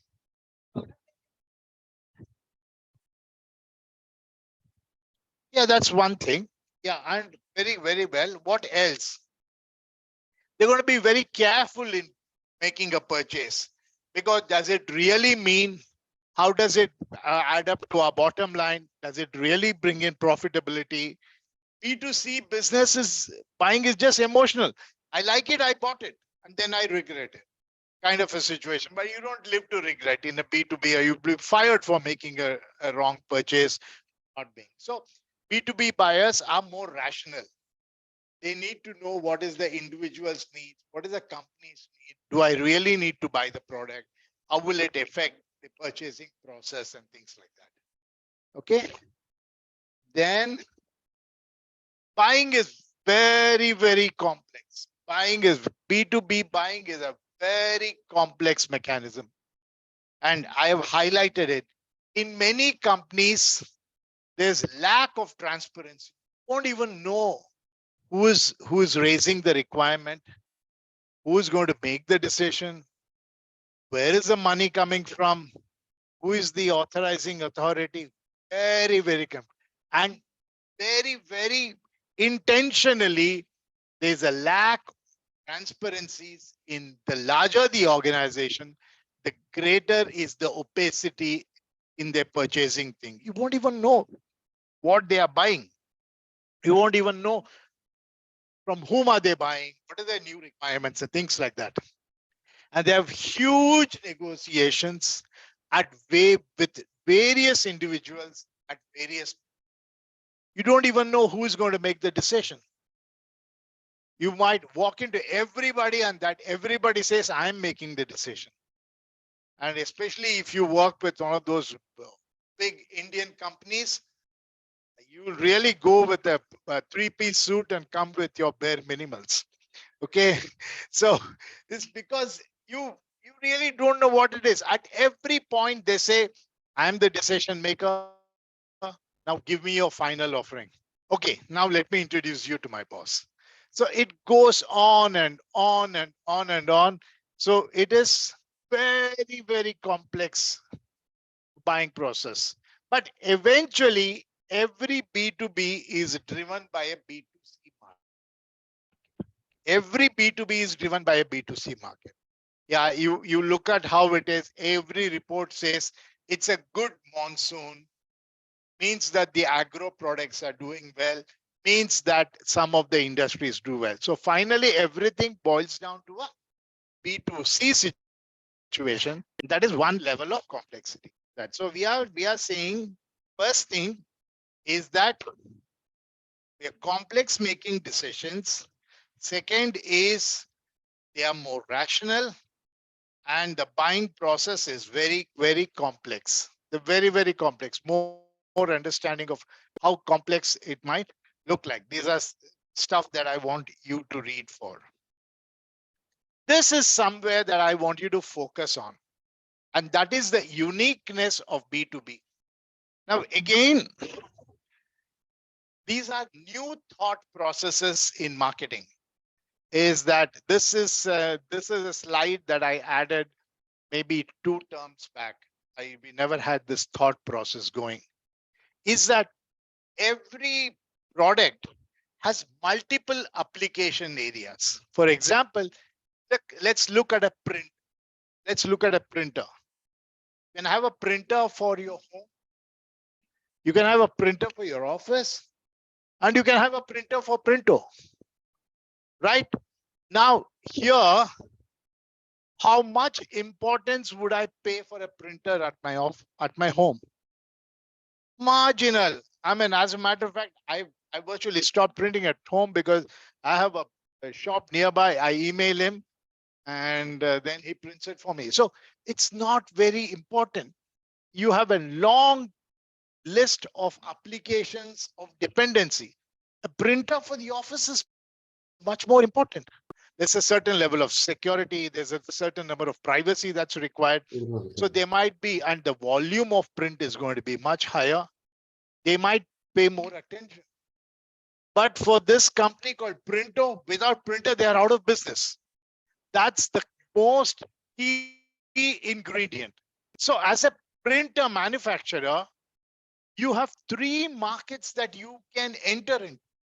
It's your choice of how you enter which market, and each market treats you differently. If I am buying a printer, I give same attention as I would to my Wi-Fi connection or to my internet provider. It's the same thing. But for Printo, they would hard negotiation. But they'll also give you huge volumes of business. So various needs, various application, and various price points. So you can make more money. Depends on which market do you want to be in. And that will be how it works. Again, same product. The customer outlook towards the product is going to be very different. A customer could just be price focused. Just tell me what's the cost of it. Buy the cheapest. As simple as this, buy the cheapest. Or, oh no, we always buy Apple products. That's a brand focused. Or somebody could be saying, I make sure that we are well supported. There's a good service segment to it. Or, as I said, reciprocity is the big thing when it comes to a B2B. So can we have a partnership with the provider so that we could get into a long-term relationship? So B2B business is a very, very complex business, and it's need-based segmentation, not simple segmentation like in the case of B2C. Then pricing of these products. I have one slide. Yeah, pricing of these products, I'll come back to this on another one. But this is where I want you to market selection. A company must decide which market they want to go after. Like the example of home printer, office printer versus a printing company. An IT company will say, we are an IT company focused on that. We are an IT company, we are focused on logistics. We are an accounting firm and we need to look at bookkeeping or something. The point that you must notice is that, take Prerna as an example, she could be working for an IT company in the banking sector, and she can switch her job and work for an IT company which is in the logistics sector. While manpower may shift, the company's focus will not shift. The company will say, I am a banking. So the skills are similar, exactly the same manpower. Everything is same, but they want to focus on one specific market.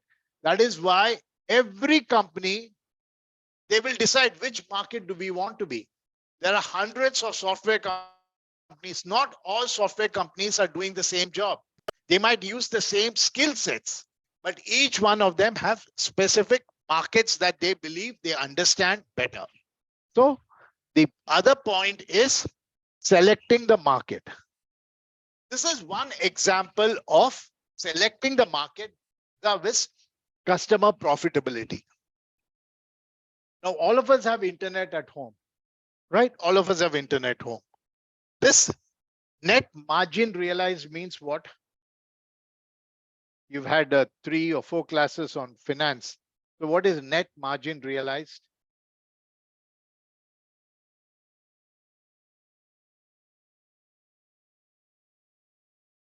So so the profitability part of it, right?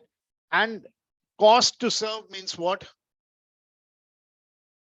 What does it cost to serve the market? And how much money do I make out of what? How profitable is that market? Now let's look at one example. which is internet services. Everybody needs internet. I mean, it's like the bottom of the Maslow's pyramid, right? So let's look at home, internet for home. Cost to serve the market is very low. Just another connection. Profitability is also very low. Because if I see a newspaper ad saying that Airtel will give you for 600 rupees, right now, if I'm paying 700, I will just switch, right? So the margin is very low. The cost to serve the market is very low.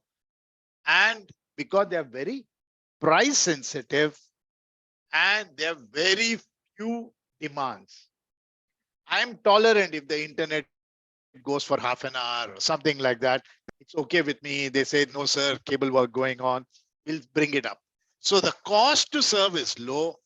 The margin to be in is also low.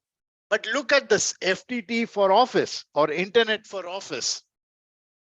You can make higher profits, but your product is very crucial for their service and you need to match the expectation and the competitor. So here the cost to serve may be lower, but you can make probably higher profit. So you look at this. These are the profitable markets. These are the non-profitable markets. So this is somewhere kind of hanging around. Now, what does ONG market stand for? Oil and gas. Now, oil and gas companies also need internet. Where are oil and gas companies? In the middle of the cities? They're in the most far-flung areas and they need internet. So the cost to serve them is going to be very, very high, but they're going to pay you big money to serve. They close their eyes and they pay you money to serve the market. We used to have, I used to be with a company where we were providing internet to the US defense in the middle of Afghanistan. So we were providing a satellite connectivity. Now, they needed turnaround time of 48 hours or 72 hours. I should bring it up. But imagine if something goes wrong, I really need to send somebody into the middle of the Afghanistan to service the thing. But the cost to serve them is very high, but they are willing to pay top dollar to provide, to take the service. High profitability if you do things very right. So you decide which market do you want to be. It's the same internet service provider. How do you want to be? Then you have what is known as aggregator. The cost to serve is very high. The margin is very low, but they bring you a brand. For example, let's say aggressive customers. Let's say I am providing internet to Reliance, or I am an internet provider for Jio. That itself is a major branding factor. That's it. And I remember I was talking to somebody in so I was talking to somebody from an IT company, and he said that India is providing some software services for a company in UK.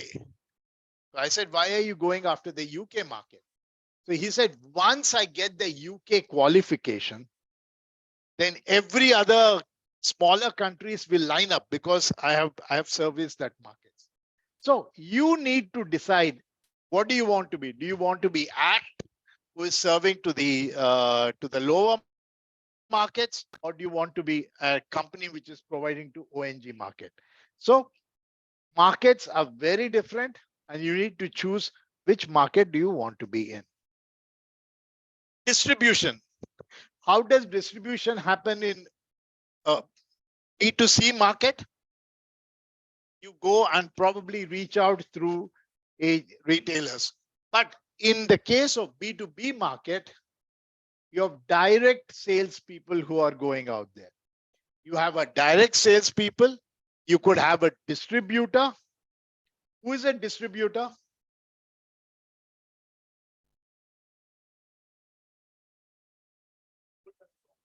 Yeah, And what are the characteristics of a distributor?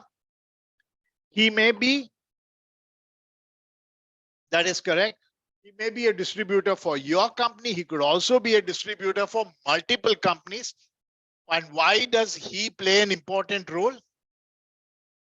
Because he has the access to the customer. He is the last mile connectivity to the customer. And I cannot be anywhere. I am a small tech company. And how can I have my presence everywhere? So I use the distributor to go into a market. I may even have representatives and agents. They may not be directly working for me, but they represent my interest in some part of the world, right? And I guess you have what are known as channel partners. Who are channel partners and system integrators? Any idea who are channel partners? Yeah, that is one channel partner, but what is the role of a channel partner? They act as a gateway, and they could be your partner. They could also be a partner to your competitor. But it's fair enough, as long as you know there is a mechanism to reach out to the end buyer. Channel partners, there are channel partners for Google, there are channel partners for Microsoft. These are some of the examples. Okay. Then how does communication happen in B2B market? In B2C, I put up a hoarding in Times of India, and then we were discussing about Times of India. Whereas that's not the way communication happens in a B2B market. You may have people attending events, you may have seminars, you may have big road shows. There are communication events which happen all through. Apple every year holds one big event, that when it is. And so that is how it happens. There are journals in which you publish your magazines, your thing. And most importantly, it's all personal selling. Okay. Where is that market? There are limited number of buying units in a B2B market, which is known as the Pareto principle. What is the Pareto principle? Anybody know what is Pareto? 80-20? Yeah, it's a 80-20 rule where 80% of results are out of 20% of efforts, or we say 80% of effects are due to 20% of causes. And even in 80%, perfect. 80% of your revenue comes from 20% of your customers. yeah. Yeah. So always, this is a thumb rule. Doesn't mean that it cannot be 78 and 22 or things like that. It says that 80% of your revenue comes from top 20 customers. So similarly, even in terms of B2B business, the higher the volume of the purchase, the lower is the number of customers. How many people are buying Airbuses other than India placing an order on Boeing, or what was it on Boeing on Airbus? They placed an order. So Tata. Yeah. So how many such deals happen? And imagine you miss out on that deal and you didn't get that order. So there are very few such. So higher the volume, the lower the number of transactions or business dealings that happen, right? Then we have, this is the most important thing. This is the most, and I want you to spend a lot of time looking at this. The beauty about B2B relationship is it's personal. It's personal. Even though the customer is buying a product for a B2C product from a salesperson, that's truly not a personal relationship. It's a transactional relationship. In a B2C, I buy that product, you being nice to me, you give me a 10% discount, I like the way you talk, the transaction happens. But that's a transactional. The higher the volume of business, the more personal is the relationship. Who do you think, let's get this right. Air India placed an order on whom? Or is it on Boeing, I thought, right? Air India placed an order on Boeing and Airbus. Okay. So Air India placed an order on Boeing and Airbus. Who helped close the deal? Or who helped close the deal for Boeing?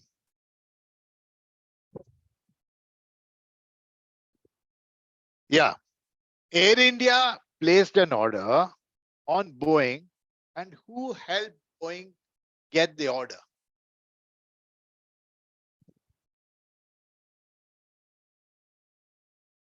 Give it a thought. India placed It is an order Tata. on what is that? Tata. No, it was Tata who placed an order, and who helped that business happen. Think deep. Is it Indian government? Indian government may have help from the Indian side, but from the US side, after Trump, who? This one. Huh? So you see, the Rafale deal, even the president of France had to get involved. In the Boeing deal, Biden was the one who's celebrating the deal because the volume of business being so high, it's a personal involvement with the heads of the government. It is beyond, I keep saying, it's professional. B2B is professional beyond a point. It's not professional. It's purely personal. That is the beauty of B2B. We say B2B is professional. There are too many complex decision-making process. Lots of people are involved. There's rational thinking. But the end of the day, if Mukesh Ambani or Mr. Chandrasekharan likes the head of Boeing, this happens.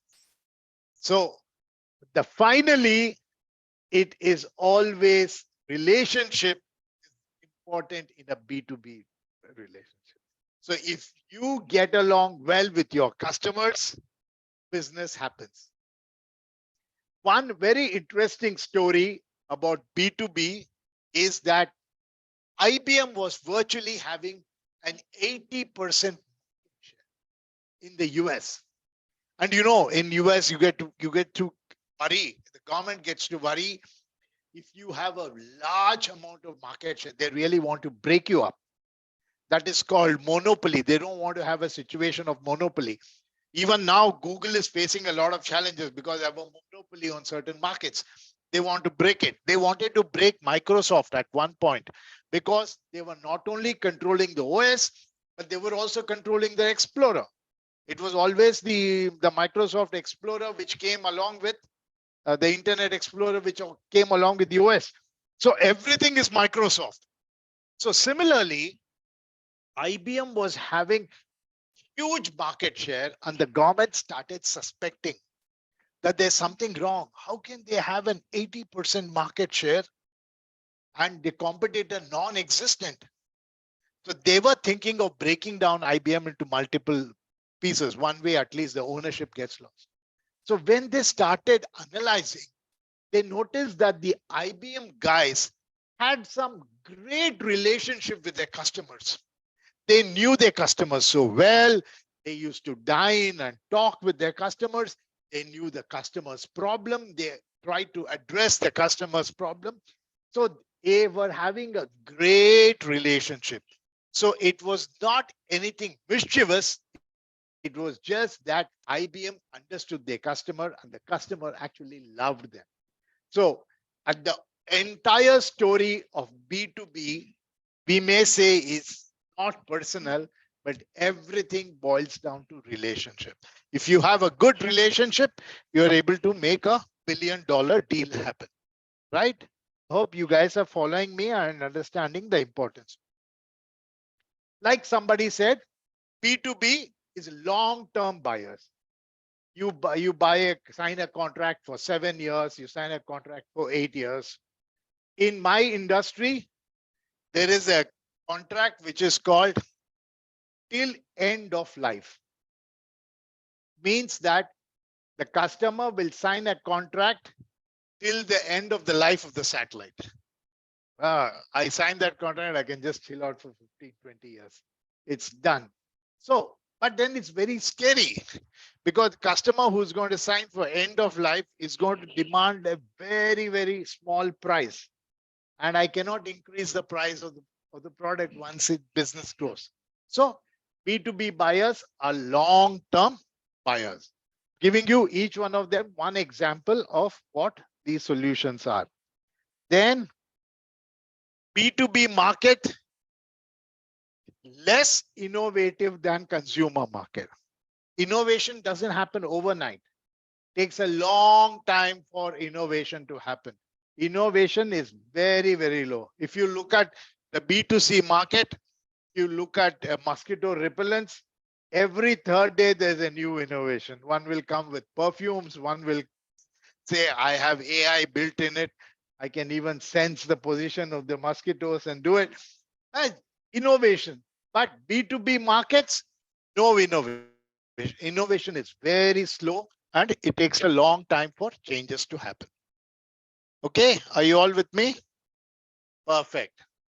B2B buyers are very demanding, very, very demanding. I give you examples of, listen, I wish I could give you the story of how Apple purchases happen. That means how Apple make their purchasing decisions with their supplier. The first meeting for Apple with their supplier is in a conference or is in a conference room with plush air conditioning, best food being served. Apple keeps asking 1, 2, 3 questions. Then the directors are replaced by the engineers. Then the engineers start sweating. They dig so deep that finally they go down to the factory level to make a decision.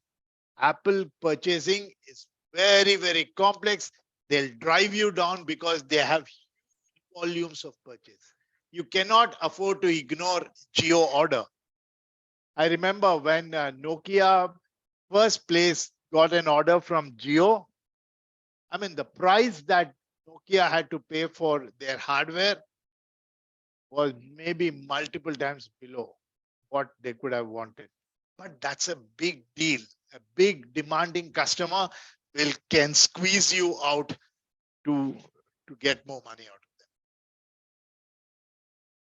Now, I'm going to give this a skip and see if I have some time, I'll come back to it. But I just want to get one more topic going, which is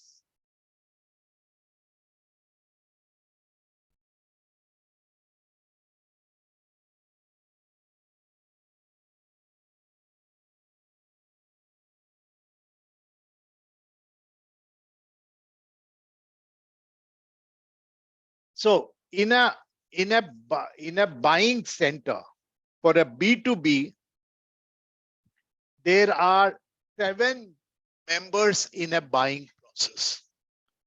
This is known as the buying center for, let's say, Maruti or Infosys or ITC or IBM. A buying center has 7 people or 7 heads. What are they?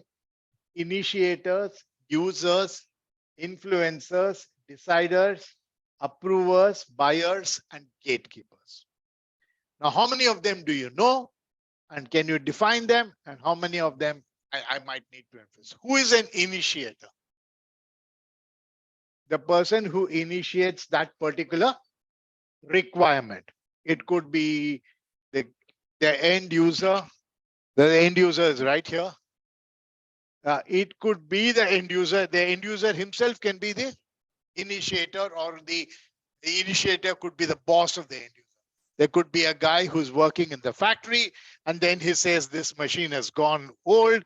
Then the boss, who is the initiator, will take this up and initiate the requirement. Who is a decider? Who is a decider? Probably the boss who would decide what it is. and go ahead with it. Who is the approver? Huh? Finance authority would buy or make a decision on it. Okay. And it could be anybody else. But who is the buyer? The purchase department. So we understood all of them. Initiator, and there could be the same guy doing multiple things, right? The initiator and the user could be one person. The decider could be the head of the department. The approver could be the big boss, or he could also be the buyer. He's the one who will finally sign the go ahead for it. We kept out, and I kept out purposefully, two people out of the conversation. One is the gatekeeper and the other is the influencer. So who is an influencer?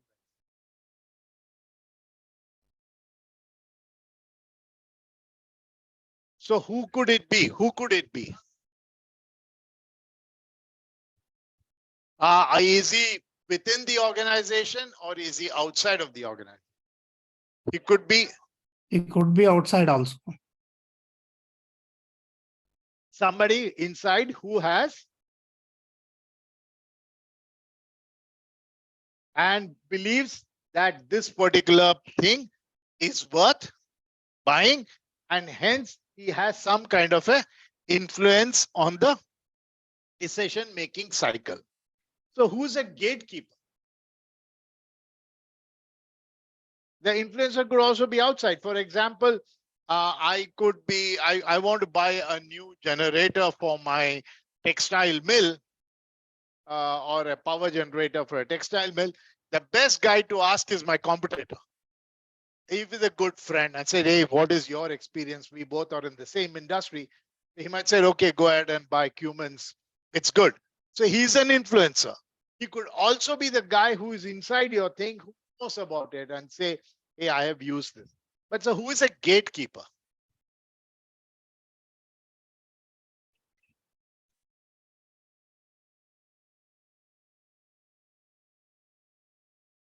Almost there, almost there. Give it a,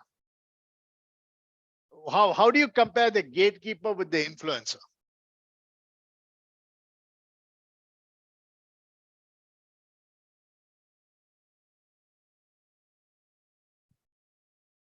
Okay, to some extent, the gatekeeper is the one who will ensure that this particular guy doesn't come in. Yeah, he's almost like the other end of the influencer. He's the negative guy. He says, no. Don't you ever buy a Cummins machine. Because, pardon?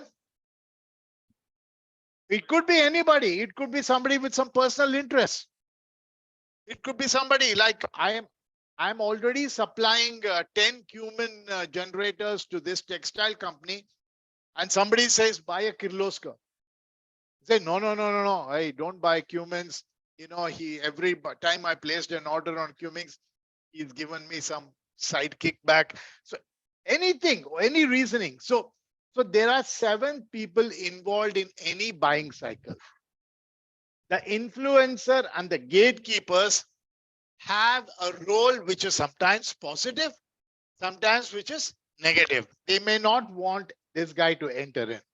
I'm going to give you in your assignment a situation in which it's your job to analyze all the members of the buying cycle, positioning them as to who is an user, who is the initiator, and to find out how would I.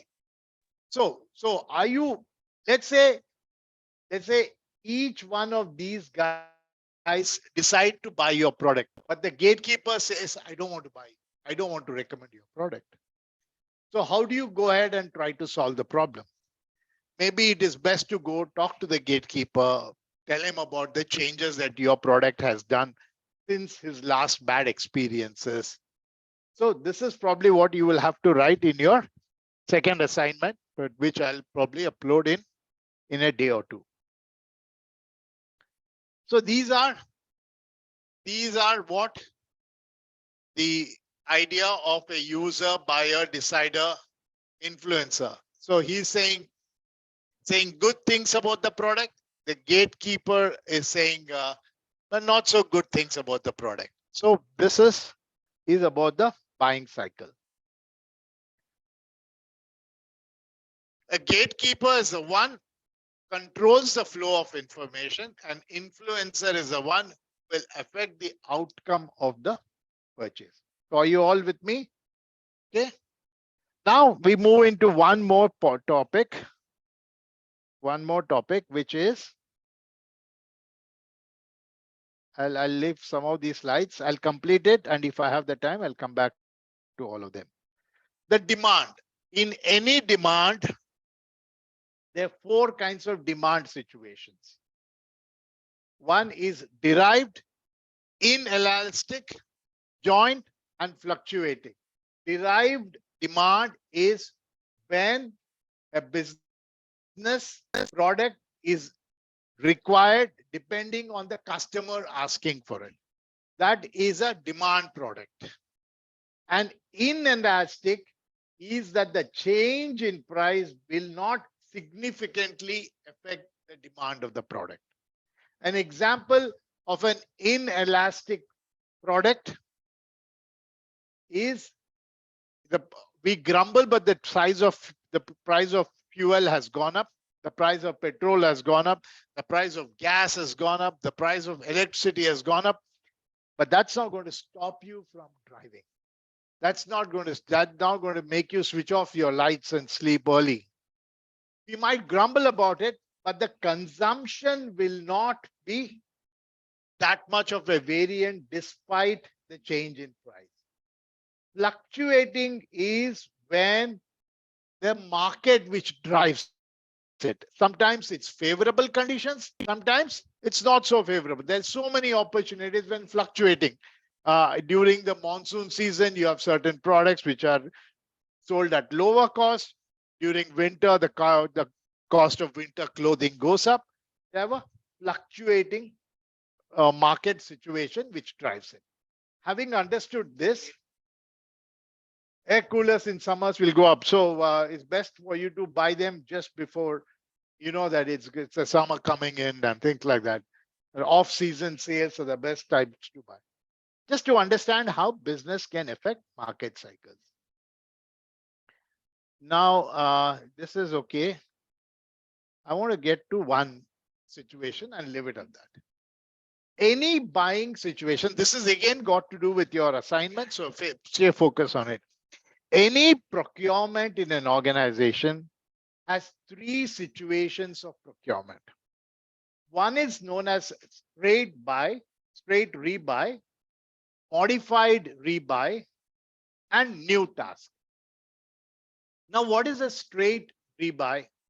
Let's say Maruti Motors has been buying steering wheels from, which is that company? Motherson Suma. What is it? Motherson Sumi or something like that, right? What is the full name? You said it right. Who said that? Yes. Motherson Sumi. Yeah. So they are, because I remember that company, the steering wheel. So they are one of the primary suppliers of steering wheels for Maruti. Let's say they are supplying steering wheels for Alto. Now, they place an order for 10,000 numbers. Next lot of Alto 10,000 numbers. It's the same product. It's the same car. It's the same application. It's the same process. It's a straight rebuy. There's no change involved. It's the same design, same product requirement.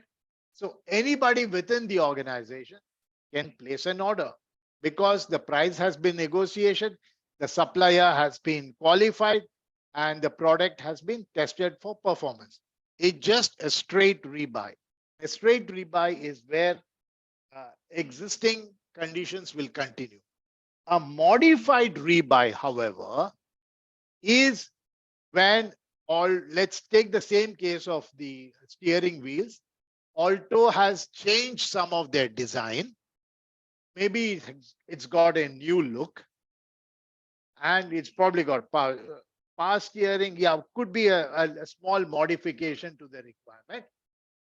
So it's the same steering wheel, but some requirements have changed. That's a situation known as the modified rebuy.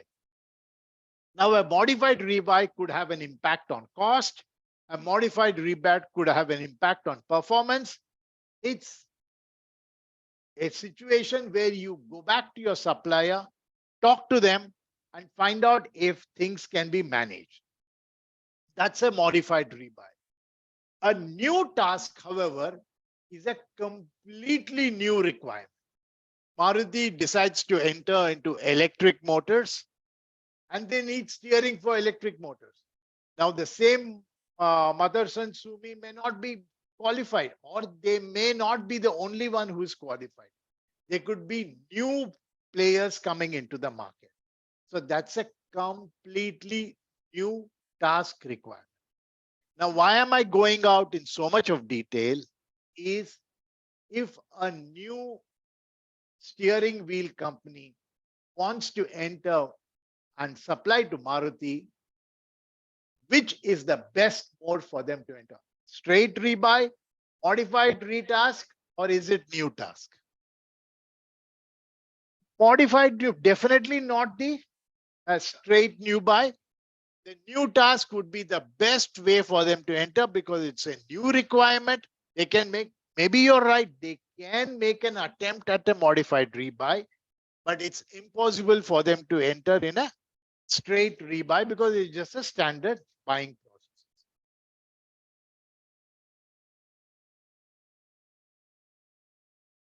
No, it's a new requirement of the buyer.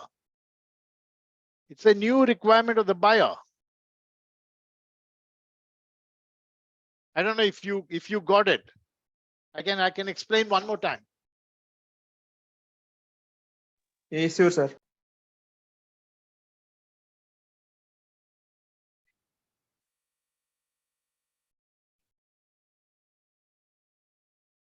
No. You don't complicate it too much. Don't complicate it. It's a simple buying activity in a company. It's a simple buying activity in a company. Let's totally not bother about that company's requirement. Let's say it's an IT company because all of you only understand IT. Okay, so it's an IT company. They have signed a deal with some company to provide them hardware, right? Provide them computers. Now, the specifications of the computers are decided once for all. And whenever a new employee comes up, they just say, okay, supply 10 more. That's it. Nothing to be discussed. New employee comes, no price negotiation. Just because a new employee came in, they're not going to be there. No. Just go ahead and supply another 10 more employees came, 10 more PCs or 10 more laptops. Did your boss question you on, did you decide on the price and all that? No, boss, you bought it. We discussed, we sat down and finalized it. Perfectly fine. Now, it's been 3-4 years since we've been buying those computers. Now, newer version of computers are coming in. I think our next batch of employees should get a better computer. It's the same computer that you're looking at. So now, what are you likely to go? You're likely to go back to your existing supplier and say, can you modify my requirement? I want this processor to be added up. I want these features. Can you provide it at the same cost? Or how much would it cost you more? You know your supplier, you know he is good, you know he is reliable, and hence you might negotiate with him and arrive at a new thing. That's called a modified rebuy. Now there's a new thing that's happening. It seems the new requirement of Infosys is that not only should you provide them with computers, you should also provide them with phones. Now it's a totally new requirement. So do you go back to your computer supplier and tell him, please provide me phones? No, he's not qualified. Maybe he's qualified or not. What will you do? You will invite Mr. Mobile A, Mr. Mobile B, Mr. Mobile C, all of them to the discussion table and say, compare with it. How is it doing? Can you do it? It's a new task. So a new task is when a totally new requirement comes in, everything new happens.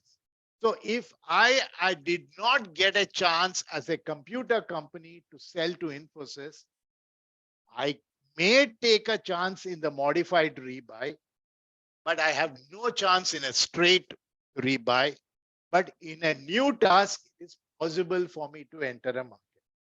So in your assignment, you will be asked to review it and say, how does a new company enter into a new business when such a situation exists, right?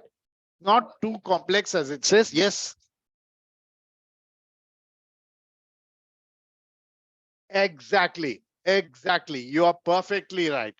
It's in the new task that the RFP will even appear in a straight buy. The world will not even know what is happening and all that. It's all happens within the organization. It's only when a new RFP comes that the company is telling the world that I'm looking for a new supplier. Okay.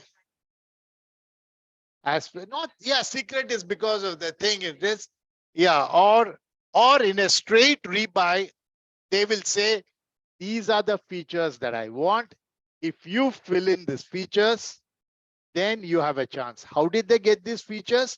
Because they have also talked with their earlier provider, not so very happy with him. They want to buy it. Okay. These are things that happen very often, and you may have to look at it. Situation. A new buy is requiring the product for the very first time. Modified wants some changes.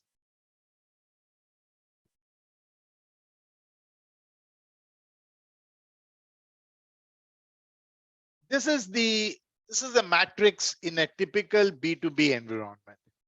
Price is the least consideration. Price is the least consideration. Why is price the least consideration? Anyway, value add, and it's just one component of a multiple thing. Whereas when I and you buy a product, how do we look at it? Look at price as the bottom, the key decision for product. I mean, not necessarily as an example to how it is. Okay. But do we have time for anything else? I guess not. That's it.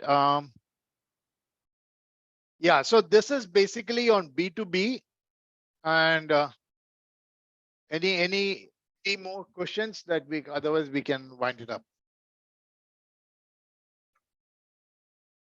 This assignment will be a group assignment, but no video.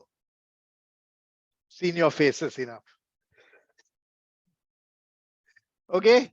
And all of you will work together and just upload the PPT.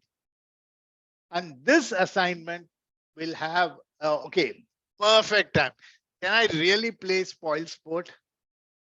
Okay, can you do a Google form now for marks? Okay, I'll give you one. So this, what I'm going to give you, you got exactly 10 minutes to finish it, will impact your assignment 2 marks. This is run through of the last 3 sessions that we've had. Okay, let me give you 10 minutes of it. Okay. Feeling bad? But I guess no, right? Feeling bad? Yeah, good. Yeah. No, I'm feeling terrific.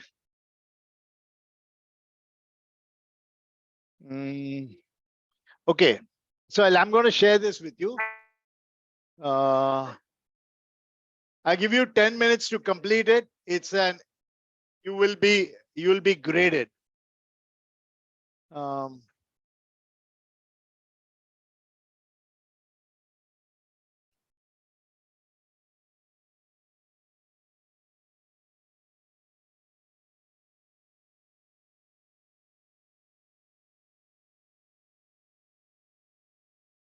Yeah. I hope I'm not sharing the screen.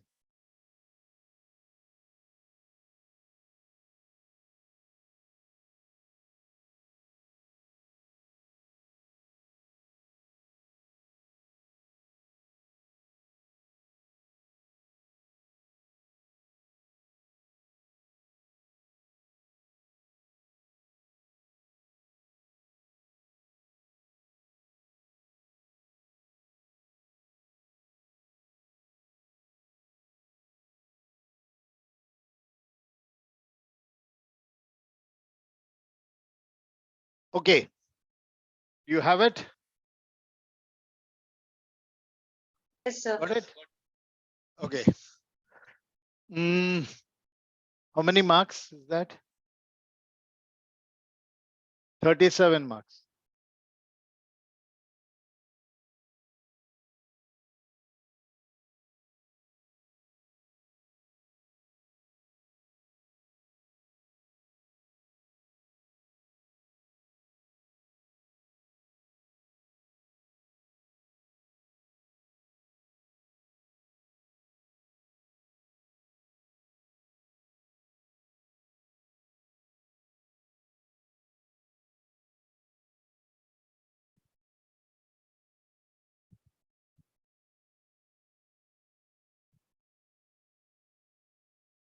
Like we cannot select multiple options here.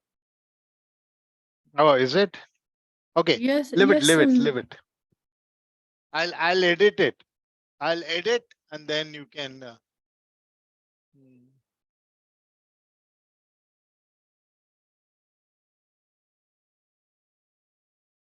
Yes. Sir, are you going to change the form now?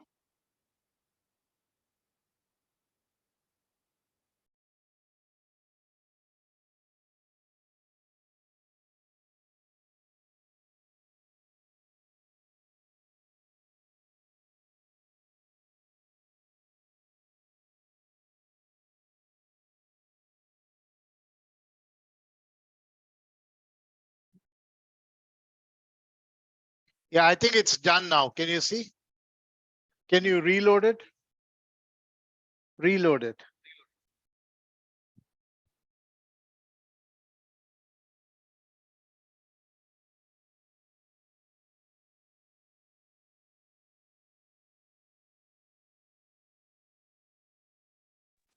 Working now?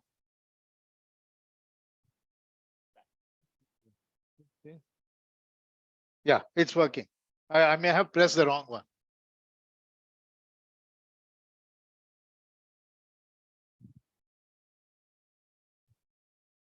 So no, still I can only select one You will option.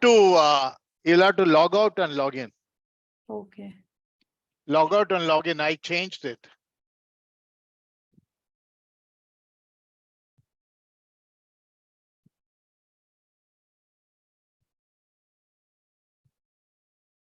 Do you follow the question? I think this one like this would be better. Let's see. Oh, I think so. You see? Yeah, see, you might get a better. I think if you keep your phone in landscape mode, it might be better. Yeah, it might be better.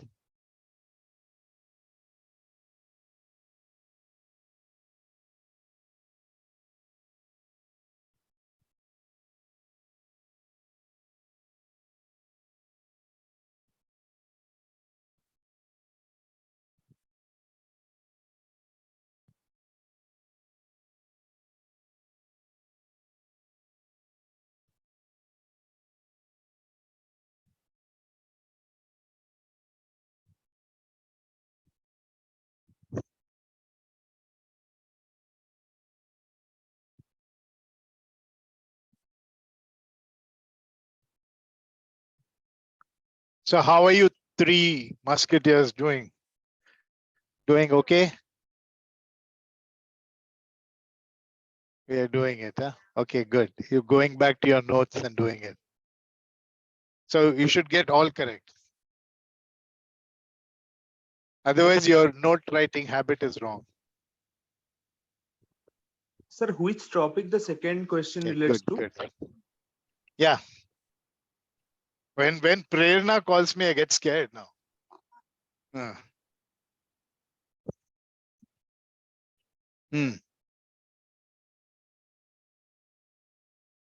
Yeah, how many are there?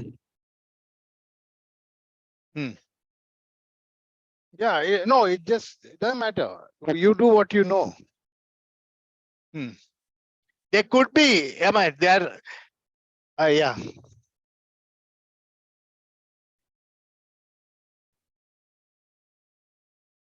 Yeah, so that may be extra. So just click on the 1 to 5. That's all.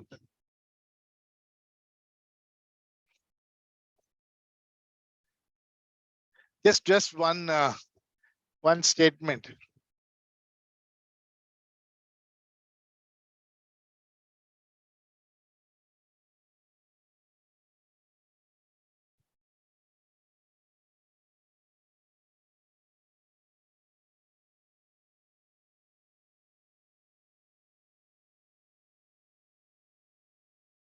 Okay.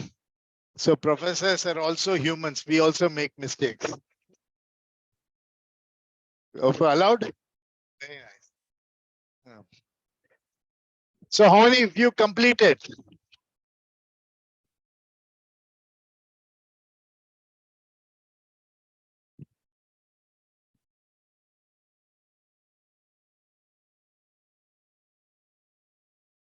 Anybody needs help? I can help you with 1 or 2 questions. Yes, sir. I need place expected characteristics for each product. Yeah. What am I supposed to do there? Where's that question? Yeah. What is it? It's FMCG, electronics, cars. Arrange the which expected characteristic of each product. We discussed that, no?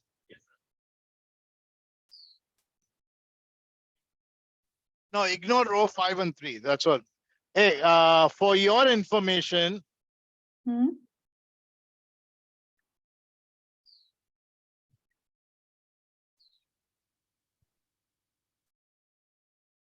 question number. Ignore the row. That be just one line. So online, FMCG products. The basic thing is what? Reach. The closer you are to the closer the product is available to the customer, that it's easier, right? So for high tech, what do you need? Technical expertise is the most important thing that you need. Remaining things you can fill in. Remember, there are more than one answer. So the last one say row 5. What is Ignore that. Ignore that. Oh, okay. Okay. It's only one. Some of them have more than one answers. So this one has no. Life itself is very ambiguous. Yeah.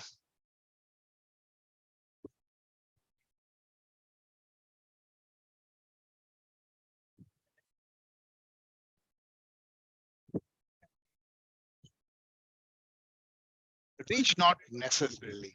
People are willing to go far to buy. Yeah. Correct. Correct. Cars is why should you worry about customer? I think isn't it finance options? Yeah, yeah, one of them. Yeah, yeah.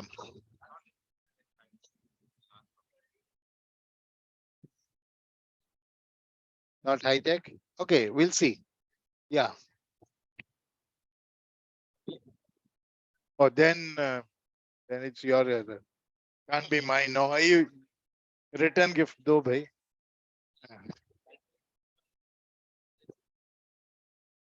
Oh, okay, okay. But what did you select? For you also?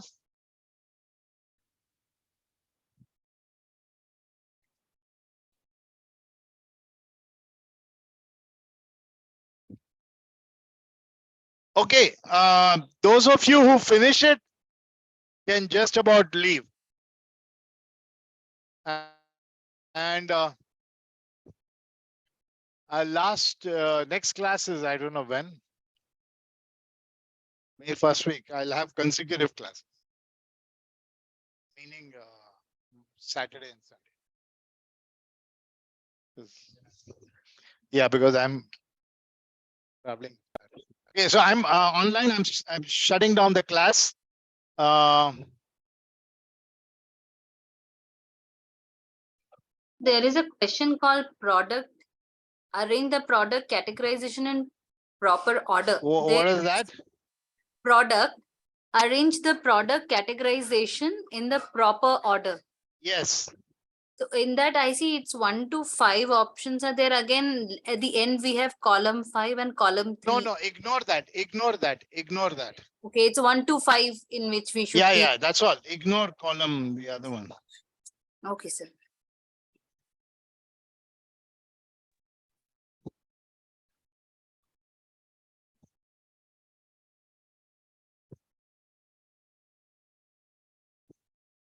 Okay, Kiran Kumar is asking for assignment 2. Assignment 2, it will work like this. All of you will join hands together, make a PPT, one single, that's 6 PPT or whatever it is. And all of you will just upload it to the LMS. That's all. Okay, that's, I think, what he was asking. Yeah, but all of you have to upload. Even now, I'm telling you, those of you who have not uploaded the PPT in assignment 1, hard luck. I can, yeah, whatever. If you have, he didn't, yeah. If you haven't done it, I just can't do anything about it. Sorry. Sir, my question was not whether everybody has to upload.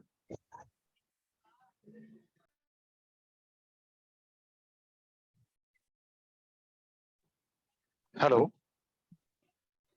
Yeah, let's both complain together. Okay. How much did you get? Oh, you calling me or? I thought.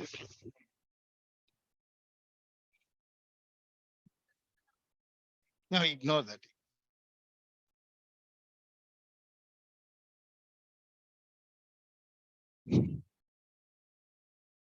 Yeah, exactly. Product first one is score. Then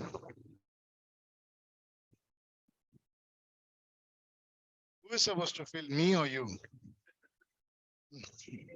He's questioning me when I type basic also. Yeah, what happens? You know what are the 4 P's? Yeah. No, you reload. I refresh. Refresh. Yeah, because because I didn't click on multiple.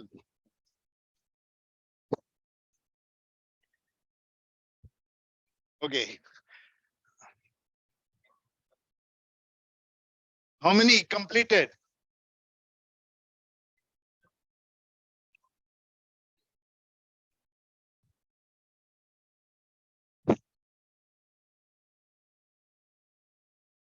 Pricing, arrange the elements, value in the proper sequence. Yeah, the cost of goods, the true economic, the consumption's price, then this.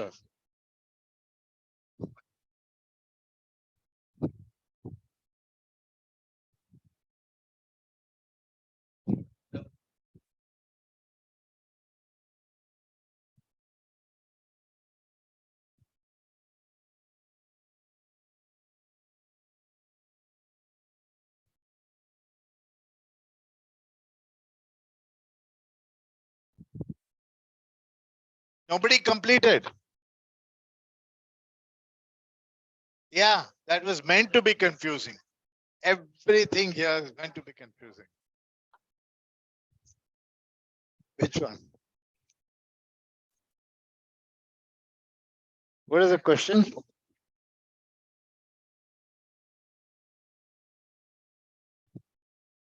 Information search, repeat customer loyalty would be the last.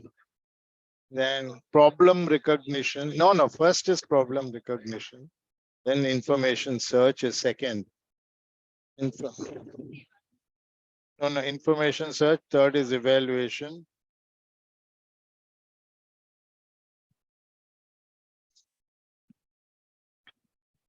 Yeah, you can.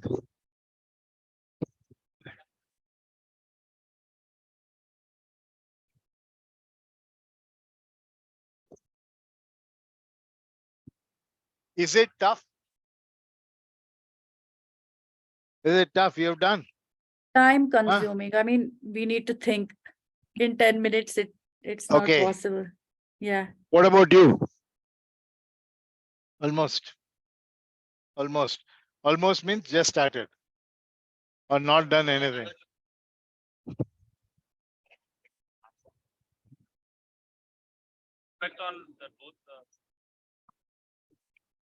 Yeah, depends on what. Give it a shot. Let's see how it looks like. Huh?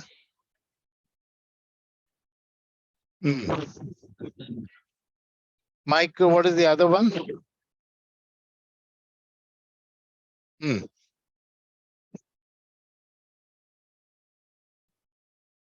What is the other question? Yeah, increase in cost. Bad distribution network is what? Micro level. Rise of competition is micro. Effect of pandemic is macro. I mean, whole world got affected. And it's a micro level. It's your problem, not the country's. Economic downturn is a macro problem. Yeah, got it. Sir, I need help in pricing one. Which one? Pricing. Arrange the elements of value-based pricing in proper No, I sequence. cannot hear you.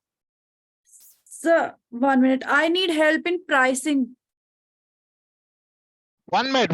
Quiet. Let's listen to her. You need to repeat one more time. Sir, I need help in pricing one. Pricing. Arrange the elements of value-based. What's the number? What's the question number? Question number is not written. Just a moment. I'll have to find it. Hey, One, can you pull out her question? What she's asking? 3, 4. What did you say? One more time. Sixth question. Sixth. Pricing.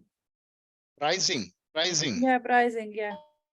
Okay. That's the one that you were asking me. Hmm. Pricing. Hmm. Where is that pricing one?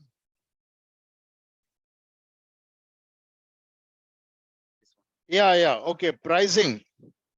So the pricing is, okay, I can also tell you all. First is the cost of the goods. Second is the economic value. Third is customer perception of the price. And fourth is the sale price.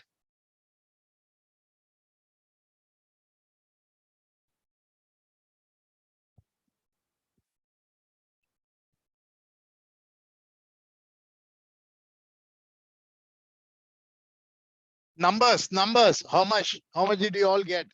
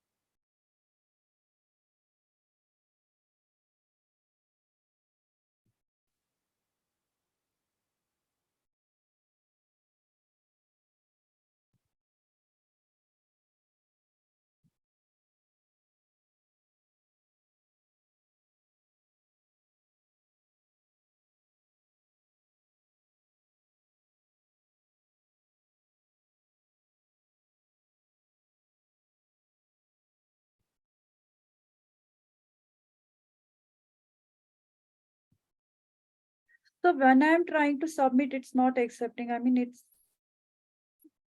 it's not showing me the options to submit.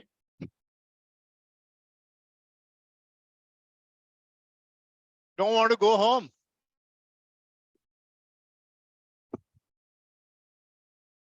Not done. Hey, it cannot be. So we had to give some answer to group What? row 5. Otherwise, it's not accepting. I mean, no. yeah. So I just give some random. I think it's mostly everything is correct.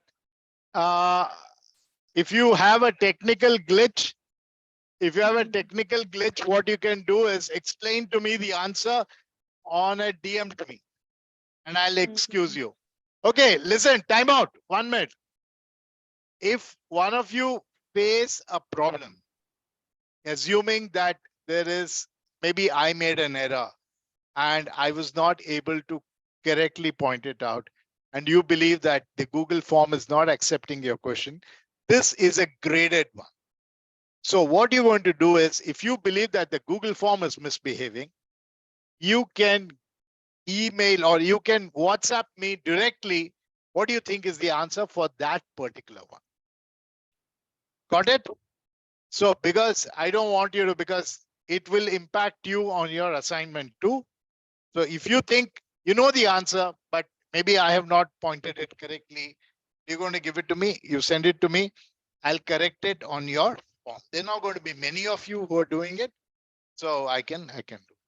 Okay. He's already given up. Over. How much you got?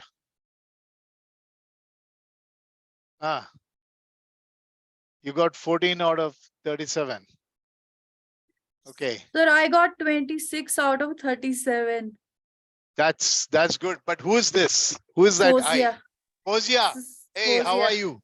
I'm good, sir. You've been very quiet. Is she the one who's doing all the talking online? Yeah, because Yes, I sir. don't get to know who is talking. Sir, I got 28 online.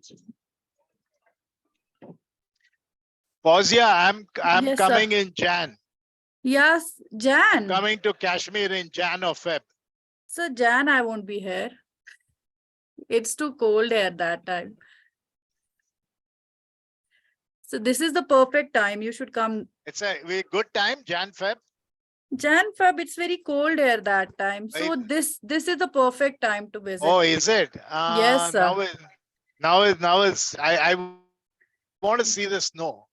Yeah, That's snow. nice. Yeah, there is snow and it's not that much cold. You can see snow and Anyway, you can enjoy. let's see how it goes. I have other complexities.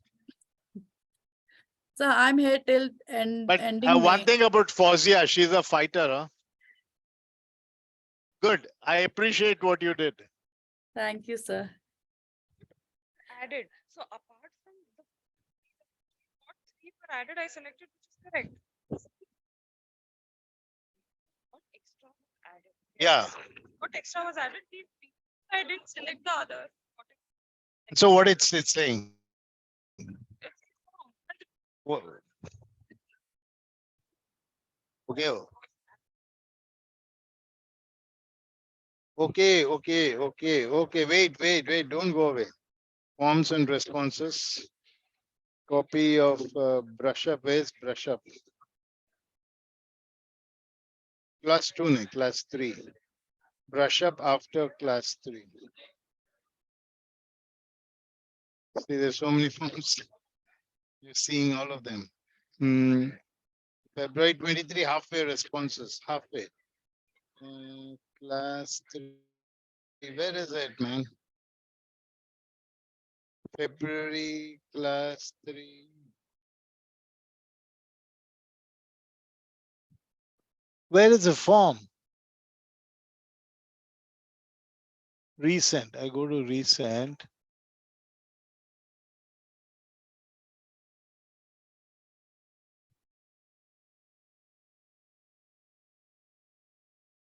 No, not this. After class 4, after class 3, look back. Correct. What is it? This should be your answer.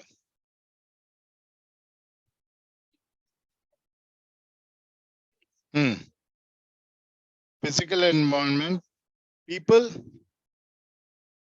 coordination, continuity, competence, process. No, you're select. Okay, go ahead. Which were added to make the 4P/4Cs to 7P/7Cs. Come on, my explanation is correct. Yeah. So on this one, what is the answer? What did you get wrong? Sir, can we correct it if we have made any mistake? Or it's our response is already recorded? This one.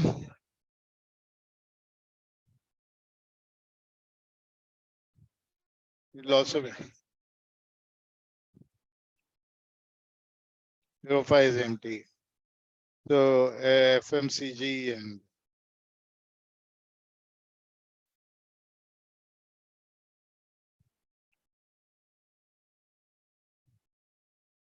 cost of goods, sale price. So these are all very easy. These are all very easy. Macro is very easy. Gardeners very easy. In GMQ, where would you place? Regional.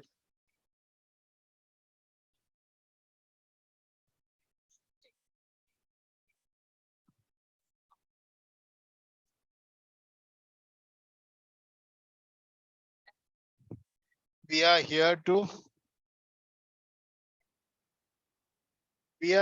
make it a bad vision statement and a bad mission statement. I said there are multiple answers for questions. No, who said you can select one? That's why. No, I just shows here multiple choice. No, it's multiple choice. No, sir, it's allowing only one only. Okay. So yeah, I should have done checkbox possibly.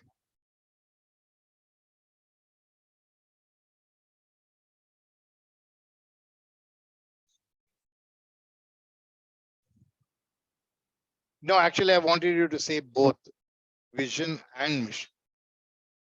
It's both a vision and a mission statement. We are here to eliminate poverty is an example of. Okay. Good mission and vision.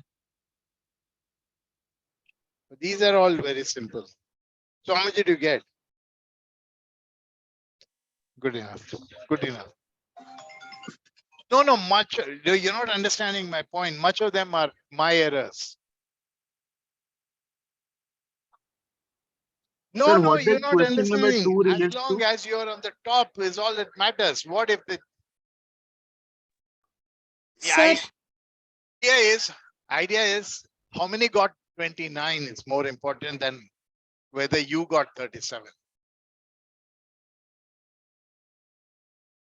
You cannot get 35 because there are errors in the whole system. So everybody gets errors in the system. So finally, what will I see? That the top scoring person would be 30. So you're 28. Okay, good. Okay, guys, bye.